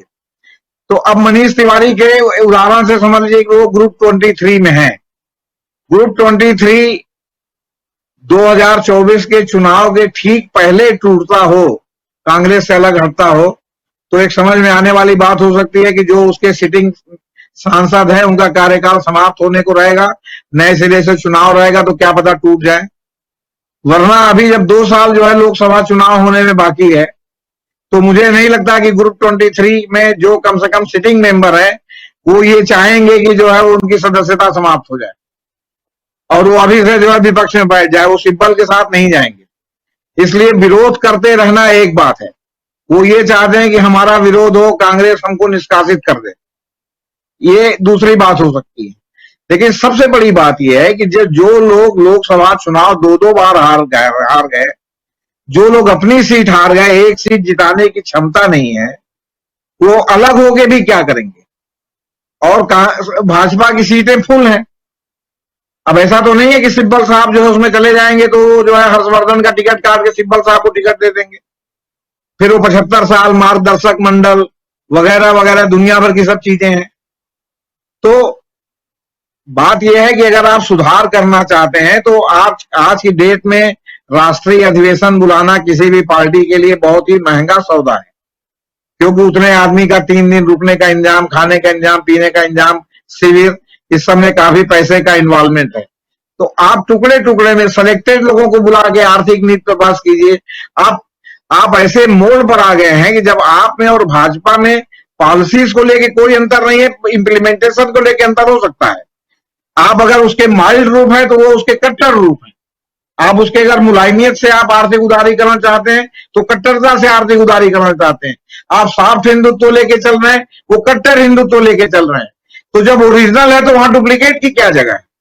तो हमने पहले भी आप लोगों के मंच से कहा है कि आप इस पर बहस क्यों नहीं करते, और कोई भी विकल्प अगर वो आर्थिक, राजनीतिक, सामाजिक मुद्दों पर बहस करके एक सर्वसम्मति से जो है या बहुसंख्य सहमति से किसी निष्कर्ष पर नहीं पहुंचता, तो केवल लोगों को साथ लाने, लोगों के सीट एडजस्टमेंट से अगर आप किसी वजह से भाजपा को हटा भी दें तो भी आप सार्थक विकल्प नहीं बन सकते। आप चला नहीं सकते, बीच में ही सरकार गिर जाएगी, कोई समर्थन वापस ले लेगा, कोई बिक जाएगा, कोई पैसा पकड़ लेगा, फिर जिसकी तरफ थैली साफ होते हैं वो ऐसे ही अपर हैंड होता है क्योंकि थैली उसके साथ होती है। इसलिए आप अगर वैचारिक रूप से कोई सार्थक विकल्प बनाना चाहते हैं तो वैचारिकी पर भी आप ध्यान दीजिए। बाकी तो जो आप ध्यान दे रहे हैं दीजिए कि भाई लोगों से मिलिए। आप बताइए कांग्रेस में कितने दिन से जो है वार्षिक अधिवेशन नहीं हुआ, या जो राष्ट्रीय अधिवेशन इनका 2 साल में होता हो, 3 साल में होता हो, कितने साल से नहीं हुआ। इनकी कार्य समिति की बैठक जो पहले रेगुलर बीजेपी की तो हर 3 महीने में बैठक होती है, इनकी होती है कभी बैठक? वन मैन शो हो गया है। भाजपा की नहीं, वो सपा की नहीं होती, आपके क्या कहते हैं बसपा की नहीं होती, सब पार्टी जो है वो क्या कहते हैं आला कमान कल्चर हो गया है। तो आला कमान कल्चर से तो पब्लिक दूर हो जाती है। आप अगर विकल्प बनाना चाहते हैं तो कोई सार्थक विकल्प बनाएंगे। मेरा अभी भी मानना है कि 2009 का जो चुनाव हुआ था और लेफ्ट पार्टीज के समर्थन से जो यूपीए की सरकार बनी थी, और लेफ्ट पार्टी ने खुला यूपीए को छोड़ दिया था। लेफ्ट पार्टी ने कोई कॉमन मिनिमम प्रोग्राम भी नहीं बनाया था। यूपीए तो बनी रह गई, लेफ्ट पार्टी साफ हो गई उसके चक्कर में। क्यों? क्योंकि आप मजा भी लेना चाहते थे और जिम्मेदारी भी नहीं लेना चाहते थे।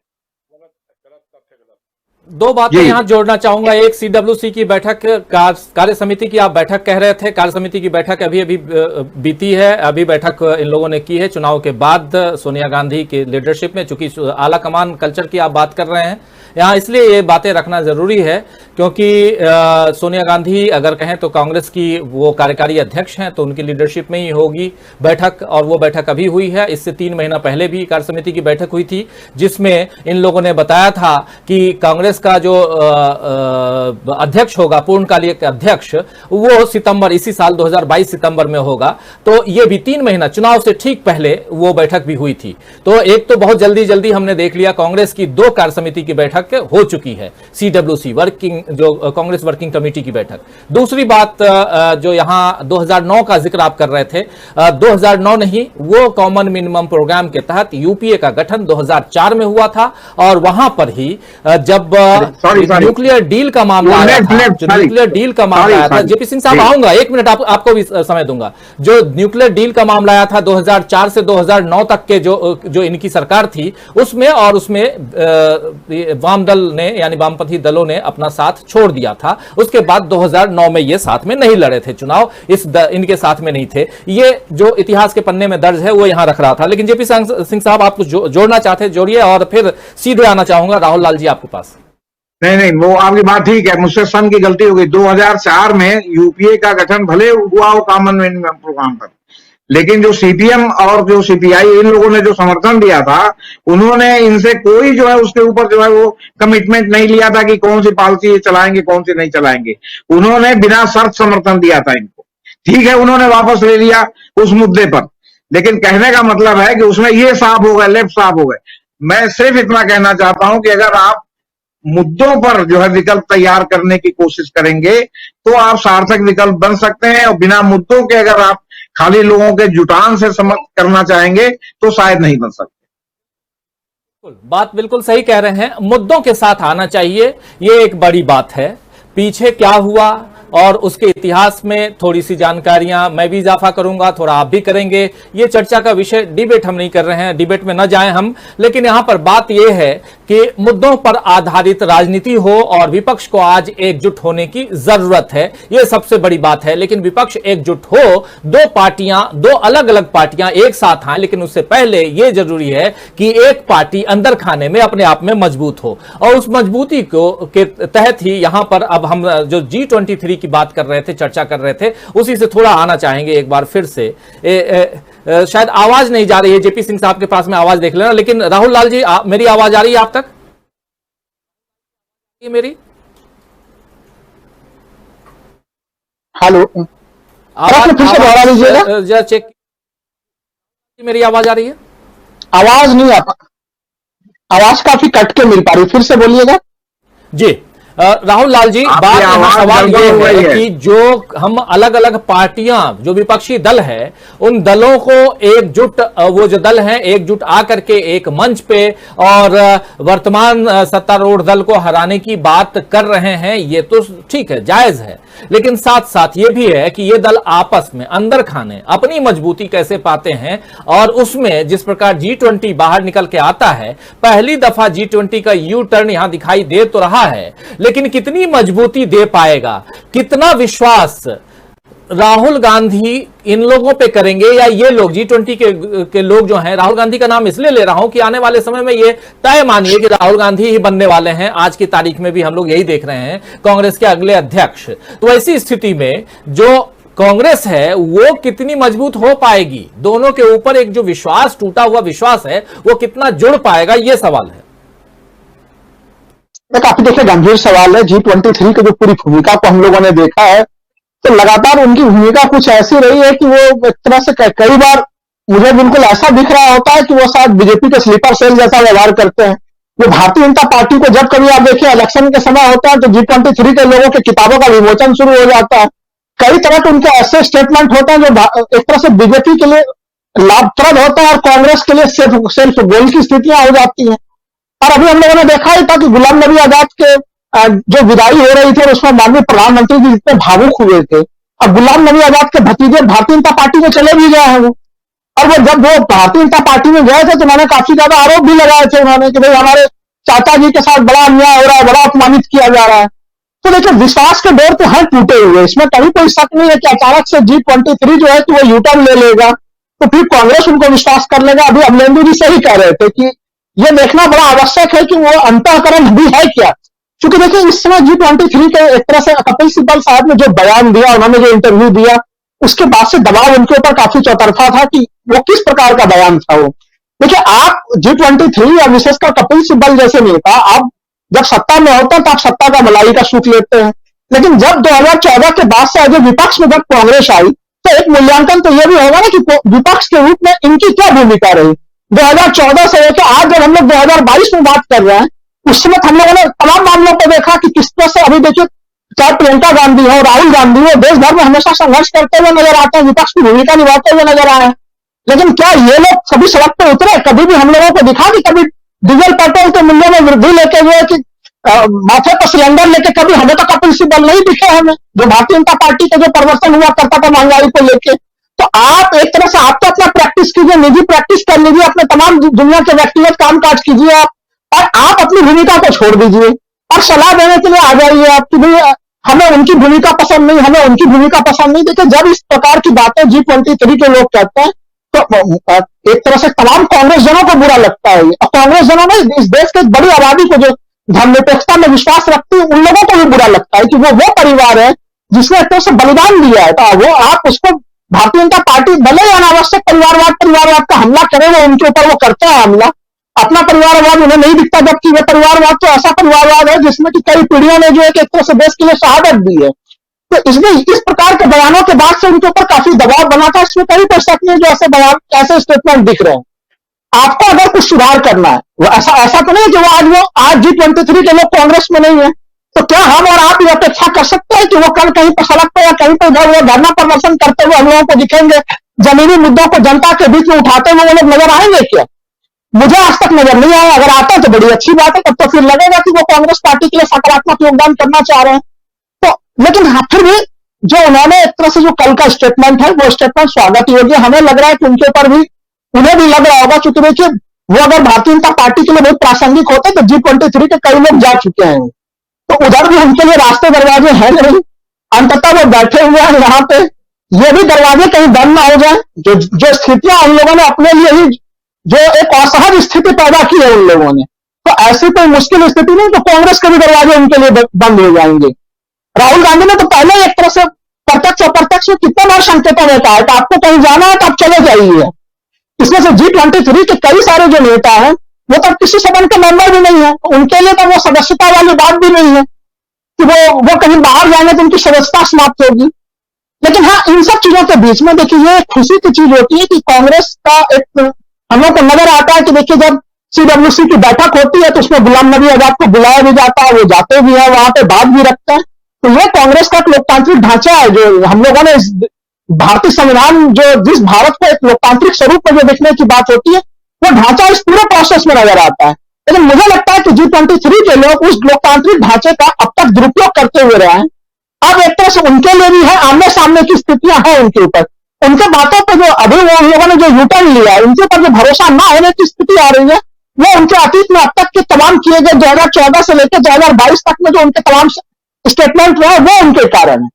आप अगर पार्टी में, ठीक है पार्टी एक बुरे दौर से गुजर रही है, उनका प्रदर्शन कई कारणों से प्रभावित हो रहा है, तो आप उसमें पॉजिटिव योगदान देकर आप उस पार्टी को और आगे ले जाइए। आप ये रास्ते उनके लिए अभी भी खुले हुए हैं। तो ये एक है स्थिति कि G23 को लेकर हमें अब लग रहा है कि कहीं न कहीं कांग्रेस अब उसमें आर या पार के मामले पर हमें नजर आ रही है, और यही कारण है कि राजीव जी उन लोगों ने अपनी सीमा रेखा जो है कि वो एक तरह से यूटर्न के रूप में उन्होंने ये तय कर लिया कि हाँ एक सीमा रेखा को हमें भी क्रॉस नहीं करना है। देखिए इन लोगों को ऐसे भी हम लोगों ने देखा है कि जब ये CWC के बैठक में जाते हैं तो वहां पे इस प्रकार की कोई बयानबाजी नहीं करते हैं, ऐसा कोई बयान नहीं देते हैं, जिस प्रकार के भड़काऊ बयान ये सीधे सीधे मीडिया में जारी करते हैं। तो इन सब स्थितियों को कांग्रेस आला कमान जान चुका है और ये लोग अब एक्सपोज भी हो चुके हैं। इसलिए अब यहां से हमें नहीं लग रहा है कि अब अगर ये यहां से सीमा रेखा को क्रॉस करेंगे तो फिर एक तरह से सीधे सीधे कांग्रेस के दरवाजे भी इनके लिए बंद होने की पूरी संभावनाएं खुली हुई है। और अब देखिए चूंकि 2022 से 2024 का समय काफी पास है, नजदीक है, इन तमाम जिस तरह से हमने नहीं देखा कि कभी सोनिया गांधी ने पांचों इस प्रकार से जो चुनाव के बाद जो है सीधे सीधे उन्होंने जो है इस्तीफे मांग लिए, तो जो कठोर रुख है वो एक अनुशासनात्मक रुख जो है वो रुख भी नजर आ रहा है सीधे सीधे कांग्रेस में। और अभी भी जो युवा पीढ़ी और जो पुरानी पीढ़ी है उसके बीच में जो तालमेल को लेकर मामले लोग कहते हैं, हमें नहीं लग रहा कि वो तालमेल की कोई कमी है। देखिए तमाम कई सारे लोग हैं, तो तालमेल अगर आप बनाना चाहेंगे, इसको कई लोग कहते हैं कि पीढ़ी के बीच में गैपिंग का मामला है। ये पीढ़ी के बीच के गैपिंग का मामला नहीं है, मामला यह है कि आप कांग्रेस के लिए कितना आत्मसमर्पण वाला भावना रखते हैं, कांग्रेस के लिए कितना समर्पित है और आप कितना अवसरवादी अवसरवादी किस्म के हैं। तो ये बोलता डिवीजन जो है वो जनरेशन गैप में नहीं मानता है राजीव जी, ये डिवीजन है अवसरवाद बनाम एक तरह से जो है कि आपके समर्पण का मामला। आप और एक तरह से जो स्थितियां बनी है अभी, मैं एक आखिरी एक लाइन कहूंगा कि देखिए कांग्रेस के जो विपरीत परिस्थितियां आई कांग्रेस के ऊपर, और इस समय कई लोग जो कि अगर ये स्थितियां नहीं आती तो उनकी पहचान भी नहीं हो पाती, तो कई लोगों को कांग्रेस को जिनकी सफाई कर देनी चाहिए, ऐसे लोगों को हटा देना चाहिए। तो से प्राकृतिक तौर पर भी कांग्रेस की सफाई हुई है, और यहां से मुझे उम्मीद है कि कांग्रेस आगे एक तरह से मजबूत रूप में जाएगी। और जैसा कि आप भी बोल रहे हैं और मैं भी जैसा समझ पा रहा हूं कि राहुल गांधी बिल्कुल अगले अध्यक्ष बनने वाले हैं, उन्होंने उसी समय से देखिए कांग्रेस में जिम्मेदारी लेने वाली स्थिति हमें 2019 से ही नजर आनी शुरू हो गई थी। पहली बार हम लोगों ने देखा कि 2019 के लोकसभा चुनाव की हार की पूरी जिम्मेदारी राहुल गांधी ने ली, बाकी लोगों ने नहीं ली। यहीं से देखिए स्थितियां बदल गई थी। अब कहीं न कहीं इस स्थिति में पूरी पार्टी है, हर किसी को जिम्मेदारी लेनी पड़ेगी, और वो स्थितियां बन गई है। नई रणनीति के साथ कांग्रेस नए ढंग से मजबूत ढंग से पेश होगी, ऐसा मुझे पूरी उम्मीद है। जी जयशंकर गुप्त जी, जब हम लोग ये चर्चा कर रहे हैं तो इस वक्त एक बैठक फिर से गुलाम नबी आजाद के घर G23 की बैठक हो रही है, फिर से हो रही है। अभी ये खबर मैं अभी देख रहा था जब अपना वक्तव्य रख रहे थे, अपनी बात रख रहे थे हमारे साथी राहुल लाल जी। 24 घंटे में दूसरी बार गुलाम नबी आजाद के घर G23 यानी कि ग्रुप 23 नाराज लोगों का जो एक ग्रुप है 23 लोगों का, वो गुलाम नबी आजाद के घर पर बैठ करके फिर से बातचीत कर रहा है और संगठनात्मक बदलाव का सुझाव भी सोनिया गांधी ने मांगा है, और उस सुझाव पर भी यहां चर्चा हो रही है। और 5 राज्यों में जो हार मिली है उस पर भी यहां चर्चा हो रही है। क्या कहेंगे कल से लेकर के आज तक की बैठक, कांग्रेस के अंदर खाने, कांग्रेस की राजनीति को बहुत नजदीक से दिल्ली में रहकर आपने देखा है, इसलिए भी आपसे थोड़ा समझना चाहूंगा कि जो कुछ चल रहा है ये क्या किसी और नए बदलाव की ओर इशारा कर रहा है या कांग्रेस को एक नई मजबूती की तरफ इशारा कर रहा है? क्या कुछ कहता है 24 घंटे में दूसरी बार गुलाम नबी आजाद के घर की बैठक? देखिए सीधी सी बात है कि नई पार्टी बनाने की हैसियत और हिम्मत तो नहीं है मेरी, क्योंकि इनमें से कोई भी एक नेता ऐसा नहीं है कि अगर वो कहीं पर भी दिल्ली से लेकर के अपने राज्य में भी, संबद्ध राज्य में भी अगर कोई पब्लिक मीटिंग करे और 500 से लोग अधिक जमा हो सके, ऐसा चेहरा एक भी हमको इनमें नजर नहीं आता, भूपेंद्र सिंह हुड्डा को छोड़कर। भूपेंद्र सिंह हुड्डा ने आज राहुल गांधी से भी मुलाकात की, ऐसी खबरें हैं, कल की बैठक में थे उसके बाद। अब कल की बैठक में G23 के साथ और भी कई लोग चेहरे नाम, जैसे आप बता रहे थे परिणीति कौर है, वो अमरिंदर सिंह जी की पत्नी है। अब चूंकि अमरिंदर सिंह ने अलग पार्टी बना ली है, और पंडित कौर के मामले में है कि वो लोकसभा के सदस्य है, तो पार्टी तो छोड़ के जाएंगी तो मेंबरशिप चली जाएगी, इसलिए वो पड़ी हुई है। तो अब असंतुष्टों के साथ भी खड़ी हुई है, तो इसलिए उसका कोई बहुत मायने नहीं रखता है। देखिए भाजपा के लिए भी मुफीद ये लोग तभी हैं जब अंदर रह करके ही कांग्रेस के खिलाफ काम करें। मुझे लगता है कि कांग्रेस आला कमान को साफ साफ बता देना चाहिए इन लोगों की, भाई देखिए ऐसा है कि जो भी आपको बैठकें करनी है वो आइए यहीं पे करिए, AICC में बैठ के करिए या कांग्रेस के लोगों के साथ मिलकर के करिए। अलग से इस तरह से धड़ा बना के करेंगे तो इसकी कोई इजाजत नहीं दी जाएगी। ये साफ साफ एकदम क्लियर कट कर देना, संदेश दे देना चाहिए कांग्रेस आला कमान को कि भाई बहुत हो चुका, अब आप लोगों के ट्वीट और आप लोगों के बयानों से जितना नुकसान होना था हो चुका है, अब क्लियर कट रहना है तो साथ रहिए, या फिर अलग अपना रास्ता बनाना हो तो बना लीजिए, उसमें हमको कोई तकलीफ नहीं है। राहुल गांधी ने 1-2 बार पहले कहा भी था कि जो लोग डरते हैं लड़ने से, संघर्ष से, जो डर रहे हैं वो अपना रास्ता चुन लें, उनसे हमको कोई शिकायत नहीं है। और जो लड़ने वाले हैं, जिनके अंदर मन में लड़ने का मादा है, चाहे वो कांग्रेस में नहीं भी है, उनका स्वागत करना चाहिए। लेकिन अब इस बयान पे राहुल गांधी ने अमल नहीं किया। जो लड़ने वाले लोग हैं बाहर में भी हैं तो उनको बुलाना चाहिए, उनसे संपर्क करना चाहिए, उनसे बात करनी चाहिए, उनको साथ लेना चाहिए, ये काम तो किया नहीं। और जो लोग अंदर रह करके घुन की तरह से खाए जा रहे हैं गेहूं को, उस पर भी कोई एक्शन नहीं हुआ आपका। तो इसलिए कोई ना कोई एक रास्ता तो निकालना पड़ेगा, कोई ना कोई बात करनी होगी। दूसरा, जैसे मैं जब अखिलेश यादव के मामले में कह रहा था, तो उसी तरह से कांग्रेस को एक बड़ा विचार मंथन शिविर करना चाहिए। जो सिलेक्टिव लीडर्स हैं उनकी कर लीजिए, सब पूरा AICC सेशन न भी बुलाए तब भी बुला लीजिए, और डिफरेंट इश्यूज पे समाज नीति क्या होगी, विदेश नीति कहाँ जा रही है, अर्थनीति क्या होगी, शिक्षा नीति क्या होगी, आंतरिक सुरक्षा की नीति क्या होगी, ये सारे इश्यूज पे खुल करके लोगों से अपनी राय बताने को कहना चाहिए। और जो चुनाव लड़े हैं उम्मीदवार, उनसे भी राय लेकर के कि भाई कहाँ क्या कमी रही, इसलिए हम एकदम साफ हो गए। इस पर कोई ना कोई एक डिस्कशन हो, चर्चा हो और कोई दिशा तय करे, मतलब अपनी दशा पे विचार करके दिशा तय करनी चाहिए। उसी दिशा पे बढ़ने समय साफ करना चाहिए कि भाई जो लोग इस दिशा पे चलने के हामी है उनका स्वागत है, जो नहीं है वो घर बैठे या फिर अलग रास्ता अख्तियार करना चाहते हैं तो वो भी कर सकते हैं। उससे हमको कोई गलत ये नहीं है, हर्ज नहीं, हमको कोई तकलीफ नहीं है, वो कर ले। एक बार क्लियर कट हो जाना चाहिए मेरे ख्याल से, तो शायद कांग्रेस निखर कर आएगी। और एक देखिए कांग्रेस के साथ दिक्कत क्या है कि कांग्रेस सत्ता की पार्टी नहीं, जब सरकार में रहती है तो उसके सारे लोग सक्रिय हो जाते हैं, पूरा मशीनरी और सारा नीचे ऊपर उनका काम शुरू हो जाता है। और जब सत्ता से बाहर हो जाती है तो फिर वो परेशानी है। एक पब्लिक लिमिटेड कंपनी की तरह से पार्टी में जो लोग रहते हैं, जिसको जिसको डिविडेंड मिलता रहता है वो तो खुश रहता है, जिसको नहीं मिलता है वो अपना चिकना चिल्लाता है। आज कांग्रेस की हालत ऐसी है नहीं कि भाई डिविडेंड या बोनस दे सके, तो संघर्ष की जरूरत है। अब संघर्ष की पार्टी इसको बनाना होगा, सत्ता की पार्टी से हट करके संघर्ष की पार्टी बनाना होगा कांग्रेस को।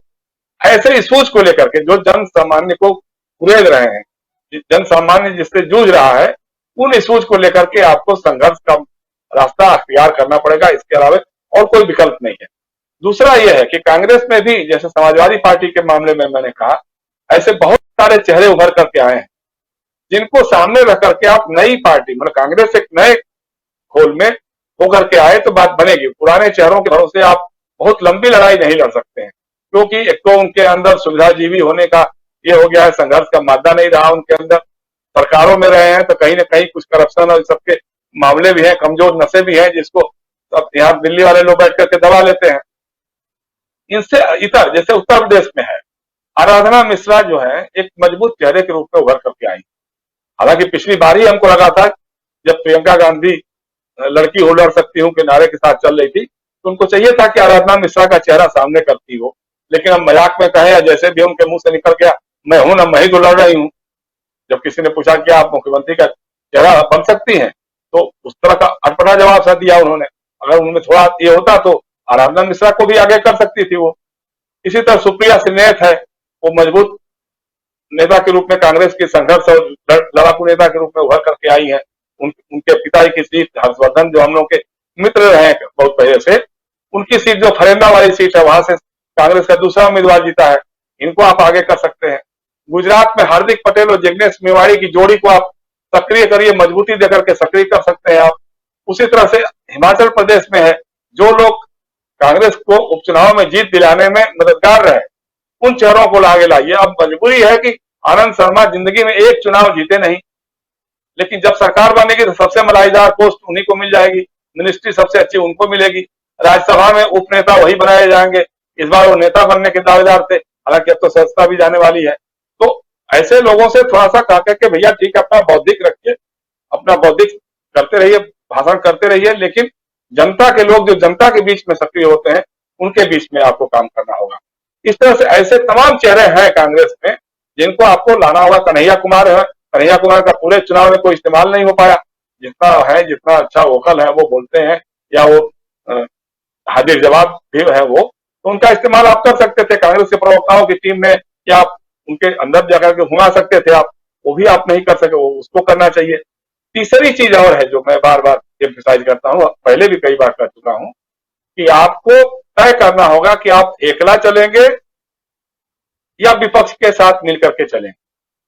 अब विपक्ष में भी कई लाइन अलग अलग होती चली जा रही है। जैसे आम आदमी पार्टी ने साफ कर लिया है कि वो अकेला ही चलेगी, उसको कोई किसी और से मतलब नहीं है। पंजाब में जो शपथ ग्रहण हुआ उसमें विपक्ष के किसी भी नेता को उन्होंने नहीं बुलाया, कांग्रेस के लोगों को तो नहीं ही बुलाया, बाकी भी किसी को, जैसे मान लीजिए बिहार से हो या उत्तर प्रदेश से हो या उड़ीसा से हो या अन्य किसी राज्य से हो, तमिलनाडु से हो या तेलंगाना से हो या आंध्रा से हो, किसी और को उन्होंने बुलाया नहीं। तो वो अपनी दिशा अलग से तय करके कि हम अपने इमर्ज करके आ जाएंगे। तो ऐसे लोगों को छोड़ करके बाकी जो चेहरे हैं, जैसे अब जगन मोहन रेड्डी हैं, कांग्रेस से ही निकल के निकले हैं और आज बहुत मजबूत स्थिति में है। वो पुराने कांग्रेसी हैं, उनके पिताजी YSR राजशेखर रेड्डी जो है वो गांधी और नेहरू परिवार के सबसे खास विश्वस्त लोगों में से थे। अब किन कारणों से उनसे आपसे अनबन हो गई, उसको दुरुस्त करके आप एक बार बना सकते हैं संबंध। तो इन लोगों को साथ लेके, तमिलनाडु का है, स्टालिन है, आप यूपीए का एक स्ट्रक्चर खड़ा करना होगा। सोनिया गांधी को एकदम साफ साफ करके मैं कह रहा हूं कि आप चेयरपर्सन हैं, तो आप एक यूपीए के जो घटक दल जो भी बचे हुए हैं आपके साथ, उसमें बहुत तो इधर उधर हो सकते हैं, नहीं भी रह सकते हैं साथ में, लेकिन जो है उनका एक स्ट्रक्चर बनाइए, एक समन्वय समिति बनाइए और उनके साथ सक्रिय समन्वय और संवाद बनाने की आपको जरूरत पड़ेगी। स्टालिन है या शिवसेना के लोग जुड़े हैं, शिवसेना के लोग ईमानदारी से आपके साथ खड़े रहते हैं। एनसीपी कहने के लिए जो भी कहे, लेकिन उनको अपनी लिमिटेशंस मालूम है, शरद पवार जी उनकी पार्टी के लोगों को, तो वो आपके मजबूत एलाइज हो सकते हैं। उनको साथ में लेकर के एक यूपीए का स्ट्रक्चर खड़ा लीजिए। एक चेयरपर्सन है तो एक संयोजक हो और बाकी उसके 5-7 लोगों का एक समन्वय मंडल बनना चाहिए, कोऑर्डिनेशन कमेटी बननी चाहिए, और जो महीने में 1-2 बार जरूर आपस में बैठ करके भविष्य की रणनीति पे, राजनीति पे तय करे, इसमें विचार करे। तो ये सारी बातें जब तक कांग्रेस नहीं करेगी तब तक तो बात बनने वाली नहीं है। और संघर्ष का रास्ता, संघर्ष से ही कोई पार्टी, विपक्ष की पार्टी संघर्ष से ही निखरती है। ये कोई सोचे कि हाँ साहब बस अब वो विफल होंगे, उनके खिलाफ लोग नाराज होंगे और नाराज होकर के हमारे पास ही आएंगे और कहां जाएंगे, तो ये दिन गए, वो दिन अब नहीं लौटने वाले। इसलिए मैं कह रहा हूं, जैसा कह रहे थे हमारे मित्र ना कि भाई कहाँ G23 के लोग या जैसे भाजपा के लोग जो है वो रसोई गैस का सिलेंडर और गैस का वो फोटो बना करके पार्लियामेंट स्ट्रीट पे नाचना शुरू कर देते थे, धरना प्रदर्शन शुरू कर देते थे। एक भी कारण नहीं, एक भी घटना नहीं हुई जिसके खिलाफ कांग्रेस के लोग सड़क पे निकले।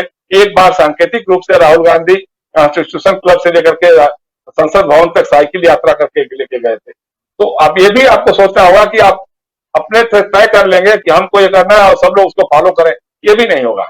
जो कुछ करें उसको पहले आप एक कोऑर्डिनेशन कमेटी की बैठक कर लीजिए, तय कर लीजिए कि हाँ हमको ये करना है, इसका ये लोगों की ये भूमिका होगी, तब तो लोग आपके साथ आएंगे। अगर अन्यथा अगर आप सोचते हैं कि हम आज स्थिति में है कि हम जो डिक्टेट करेंगे वही हमको लोग फॉलो करेंगे, वो दिन आपके आज है नहीं। और मुझे लगता है कि अगर कश्मीर का चुनाव हो जाएगा विधानसभा का, जैसा आप भी करें, मुझे भी ऐसा ही लगता है, तो इसलिए गुलाम नबी आजाद थोड़ा सा गुलमुल हो गए कि भाई भाजपा तो उनको प्रोजेक्ट करेगी नहीं, करेगी भी तो उस जंग से उनको फायदा मिलने वाला नहीं है, तो कांग्रेस के ही दम पे कुछ करना होगा, जो भी कर सकते हैं वो। तो हो सकता है कि ये सोच विचार उन लोगों के अंदर भी हो रहा होगा, लेकिन उससे क्लियर ये कर देना चाहिए कि भैया आप G23 के नाम पे कोई बैठक अगर होगी तो उससे हम दूरी बनाएंगे और उसको कहेंगे कि आप नमस्कार करिए, आप जाइए G23 के नाम से कोई पार्टी बनाइए, उस पर काम करिए।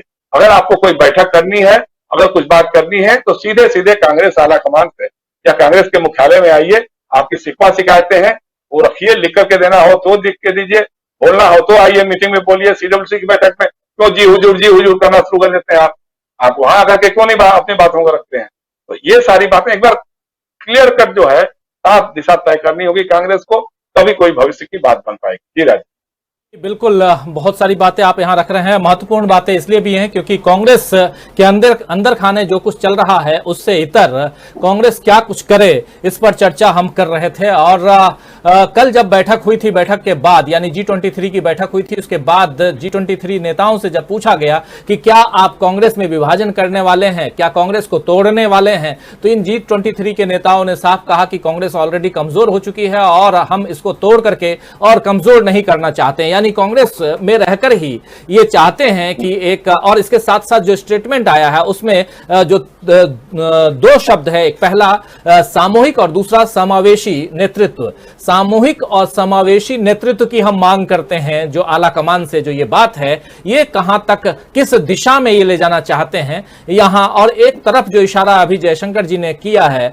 वो इशारा बहुत यहां पर महत्वपूर्ण इसलिए भी है कि अगर जम्मू कश्मीर विधानसभा का चुनाव होता है तो उसमें गुलाम नबी आजाद जो हैं वो भाजपा के चेहरा के रूप में प्रोजेक्ट होंगे या कांग्रेस के चेहरा के रूप में। गुलाम नबी आजाद कहीं ना कहीं कांग्रेस के चेहरा के रूप में अगर प्रोजेक्ट होते हैं तो उनके पास पाने के लिए बहुत कुछ है, लेकिन भाजपा का चेहरा के रूप में क्या इफ और बट के साथ में वहां पड़ा हुआ है कि ऐसा हो सकता है क्या? सिर्फ 2 बूंद आंसू के टपका देने के बाद उतना प्यार, उतना जो प्रेम है, स्नेह है, वो उमड़ सकता है क्या चुनाव के समय? ये देखना होगा। तो बहुत कुछ है और आज बैठक फिर से चल रही है। लेकिन सबकी नजरें ये टिकी हुई हैं और सब यही कह रहे हैं कि कांग्रेस के ये जो G23 हैं या तो साथ में हैं तो मजबूती के साथ आ जाएं, अगर नहीं साथ में रहना है तो बाहर चले जाएं।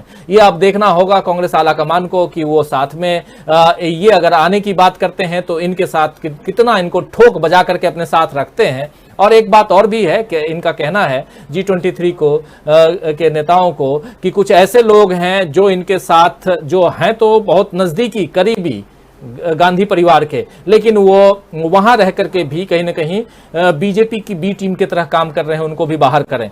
तो बहुत कुछ अंदर खाने में चल रहा है। इसलिए इस चर्चा में हम इस बात को यानी कि G20 में क्या कुछ चल रहा है इस बात को भी यहां रखना जरूरी समझ रहे थे इस चर्चा में, इसलिए आपके सामने रखा। बहुत कुछ आगे आने वाले समय में बातें होंगी, हम आप तक पहुंचाएंगे। लेकिन एक बात यह जरूर है, जो दो लाइनें हम यहां लिख रहे हैं, एक लाइन ये कि जीत के बाद भी बीजेपी कमजोर हुई है, वो साफ यहां झलक रहा है, जिसकी चर्चा हमने शुरुआती दौर में की है। और दूसरी बात कि इस कमजोर कड़ी को कैसे परास्त किया जाए उसकी रणनीतियां अभी से तैयार हो रही हैं, ये अच्छी बात है, इस लोकतंत्र की मजबूती के लिए अच्छा है। राहुल लाल जी कुछ बोलना चाह रहे थे। राहुल लाल जी देखिए, एक चीज अगर हम लोग जो अभी जैसा जी कह रहे थे कि अगर देखिए सहयोगी दलों के मामले में आप देखिए उस जगह पे भी तो भारतीय जनता पार्टी कितनी कमजोर हो चुकी है। एक समय में इंडिया में उनके जो बड़े बड़े सहयोगी दल थे वो हट चुके हैं उनके पास से। तो कांग्रेस के पास तो अभी भी बिल्कुल मौके हैं इस समय कि आप कांग्रेस बिल्कुल आसानी से विस्तार कर सकती है। देखिए नीतियों के अंतर्गत मैं नहीं मानता व्यक्तिगत तौर पर कि भारतीय जनता पार्टी और कांग्रेस की नीतियां एक रही है। हमें अभी भी याद है कि कांग्रेस के समय जिस तरह से आरटीआई या बड़े बड़े चीजें पारदर्शिता के लिए, शासन के पारदर्शिता के लिए लाया गया, क्या आज के सरकार से हम लोग कोई अपेक्षा कर सकता है कि वो उस तरह के पारदर्शिता कोई एक भी कोई निर्णय का उसका छठांश वाला भी कोई निर्णय ले ले? ये तो बिल्कुल असंभव है। हम लोग मान ही नहीं सकते कि ऐसा कोई कानून लाके खुद ही अपने वो इस प्रकार का कोई चीज करे। आज के समय तो सोचिए आरटीआई की तमाम व्यवस्थाओं को कितना कमजोर किया गया, लगातार वो हर हालत में उसको कमजोर ही करने में लगे हुए हैं, उसको कहीं से भी वो लागू करने में उनकी कोई दिलचस्पी नहीं है। संवैधानिक संस्थाओं पर हमला के मामले को देखा, मुझे अभी भी याद है कि सीबीआई हेड ऑफिस के ऊपर नंबर 1 और 2 के बीच में किस तरह से विवाद पैदा करके बीएसएफ और सीआरपीएफ के जवानों को भेजा दिया। देखिए सीबीआई को लेकर भी आरोप लगते रहे, तो तमाम कई तरह के वर्किंग सिस्टम जो है उस वर्किंग सिस्टम में भी हम लोगों ने अंतर देखा है। तो इसलिए देश की जरूरत है कि विपक्ष किस रूप में हो और लोगों की दिलचस्पी रही है। हमें अभी भी याद है कि जब गुजरात के हरियाणा के चुनाव हो रहे थे, अहमद पटेल जी का उसमें एक वीडियो वायरल हुआ था जिसमें उन्होंने कहा था कि 13-14 सीटें मुश्किल से कांग्रेस को मिलेगी, और कांग्रेस आसानी से 30 से ज्यादा सीटें मिल गई। तो बहुत ढंग से सुनियोजित तरीके से उस चुनाव को कांग्रेस नहीं लड़ी थी। तो जनता बिल्कुल है तैयार बैठी हुई कि आप थोड़े से तैयार और योजनाओं के साथ आते हैं तो जनता बिल्कुल तैयार बैठी हुई है आपको लेने के लिए। लेकिन हाँ, आप एक सही रणनीति और सही दिशा के साथ आप आए। और चूंकि भारतीय जनता पार्टी ने अगर 24x7 का इलेक्शन मैनेजमेंट बनाया है तो उसी चुनावी समर में अपने प्रतिस्पर्धी के उसी रूप में आपको टक्कर देने के लिए आपको भी सामने में आना पड़ेगा। कह रहे हैं समय अब खत्म हो चुका है, इस चर्चा को हम यहीं विराम देना चाहेंगे। हमारे चारों साथी जेपी सिंह साहब आपको, राहुल लाल जी आपको, जयशंकर गुप्त जी आपको और अमलिंदु उपाध्याय जी आपको, आप चारों को बहुत बहुत धन्यवाद देता हूं, बहुत शुक्रिया अदा करता हूं। होली की आप लोगों को बहुत बहुत शुभकामनाएं। और साथ में हमारे तमाम साथी जो जुड़े हुए हैं इस कार्यक्रम में, जो ये कार्यक्रम हमारा अभी तक देख रहे हैं, आप सबके कमेंट भी देख रहा हूं, आप सबकी बातें भी यहां देख रहा हूं। अफरोज आलम लिख रहे हैं कि बीजेपी को कमजोर समझना भूल है, बीजेपी ने हर संवैधानिक संस्था पर कब्जा कर रखा है। बीजेपी को कमजोर करने के लिए विपक्ष के अलावा मीडिया और संवैधानिक संस्थानों का निष्पक्ष होना जरूरी है। ऐसे संजय कुमार भी हमारे साथ जुड़े हुए हैं। Unless and until EVM issues is not tackled professionally, opposition में नॉट फाइट स्ट्रांगली, कह रहे हैं संजय कुमार जी। और ऐसे ही हरिओम शर्मा हैं हमारे साथ में बने हुए, माइक्रो मैक्स कनवास भी हैं हमारे साथ बने हुए। कुंदन प्राइम टाइम कह रहे हैं कि मोदी जी लोकतंत्र को खत्म करने में लगे हुए हैं और होली की शुभकामनाएं दे रहे हैं। तो ऐसे प्रमोद अग्रवाल हैं जो कह रहे हैं कांग्रेस को स्ट्रांग प्लानिंग करके बूथ लेवल पर संगठन को मजबूत करके और कांग्रेस में विरोध करने वाले लाइक G23 को एक्सपेल करके मजबूती से आगे बढ़ने की जरूरत है। ये कह रहे हैं जनता साथ होगी, ये कहना है प्रमोद अग्रवाल जी का। और ऐसे ही हरन कुमार कुल मित्रा हैं, जय कांग्रेस पार्टी लिख रहे हैं, क्रिकेट फॉर यू लिख रहे हैं, how Congress can BJP in 2022 लिख रहे हैं, मदीना का मुसाफिर कह रहे हैं आप सभी को पैनलिस्ट को बहुत बहुत गुड नाइट, शुभ रात्रि, अल्लाह हाफिज कह रहे हैं। तो आप तमाम दोस्तों, पुष्कर तिवारी जी भी हैं हमारे साथ, जावेद इकबाल जी जुड़े हुए थे और तमाम जितने साथी जुड़े हुए हैं आप सबको बहुत बहुत धन्यवाद देता हूं, बहुत शुक्रिया अदा करता हूं और आप सबको होली की बहुत शुभकामनाएं, शब बारात की बहुत शुभकामनाएं आप लोगों को। कल शाम हम आपसे मुखातिब नहीं होंगे, कल होली की छुट्टी मैं भी चाहता हूं मनाऊं, लेकिन हमारा दूसरा प्रोग्राम, जितने भी डीवी लाइव के जो दूसरे प्रोग्राम हैं वो वैसे ही जैसे रोज जारी रहते हैं वैसे जारी रहेंगे, सिर्फ लाइव लेकर के मैं नहीं आऊंगा, बाकी तमाम कार्यक्रम होंगे। हमारी और आपकी मुलाकात परसों शाम 6:30 बजे होगी। तब तक आप सबसे विदा चाहता हूं, एक बार आप सबको बहुत बहुत शुभकामनाएं देता हूं, होली की तमाम दोस्तों को शुभकामनाएं और साथ में आप तमाम साथी जो लगातार जुड़ते हैं हमारे साथ, आप सबको भी बहुत बहुत धन्यवाद देता हूं। सारे हमारे साथी इकबाल खान, अफरोज आलम, नरेंद्र बहादुर हैप्पी होली लिख रहे हैं, शाकिर भी हमारे साथ जुड़े हुए हैं, उत्तर प्रदेश हिंदी न्यूज सबसे तेज ये भी हमारे साथ बने हुए हैं, संतोष यादव भी हैं। तो जो साथी जहां जिस प्लेटफॉर्म पे हमें देख रहे हैं, आप सबको एक बार फिर से तहे दिल से शुक्रिया अदा करता हूं, होली और शब बारात की बहुत बहुत शुभकामनाएं देता हूं और परसों शाम 6:30 बजे आप सबसे मुलाकात होगी। तब तक जुड़े रहिए हमारे दूसरे कार्यक्रमों के साथ, देखते रहिए डीवी लाइव। नमस्कार, गुड नाइट, शुभ रात्रि, शब बखैर।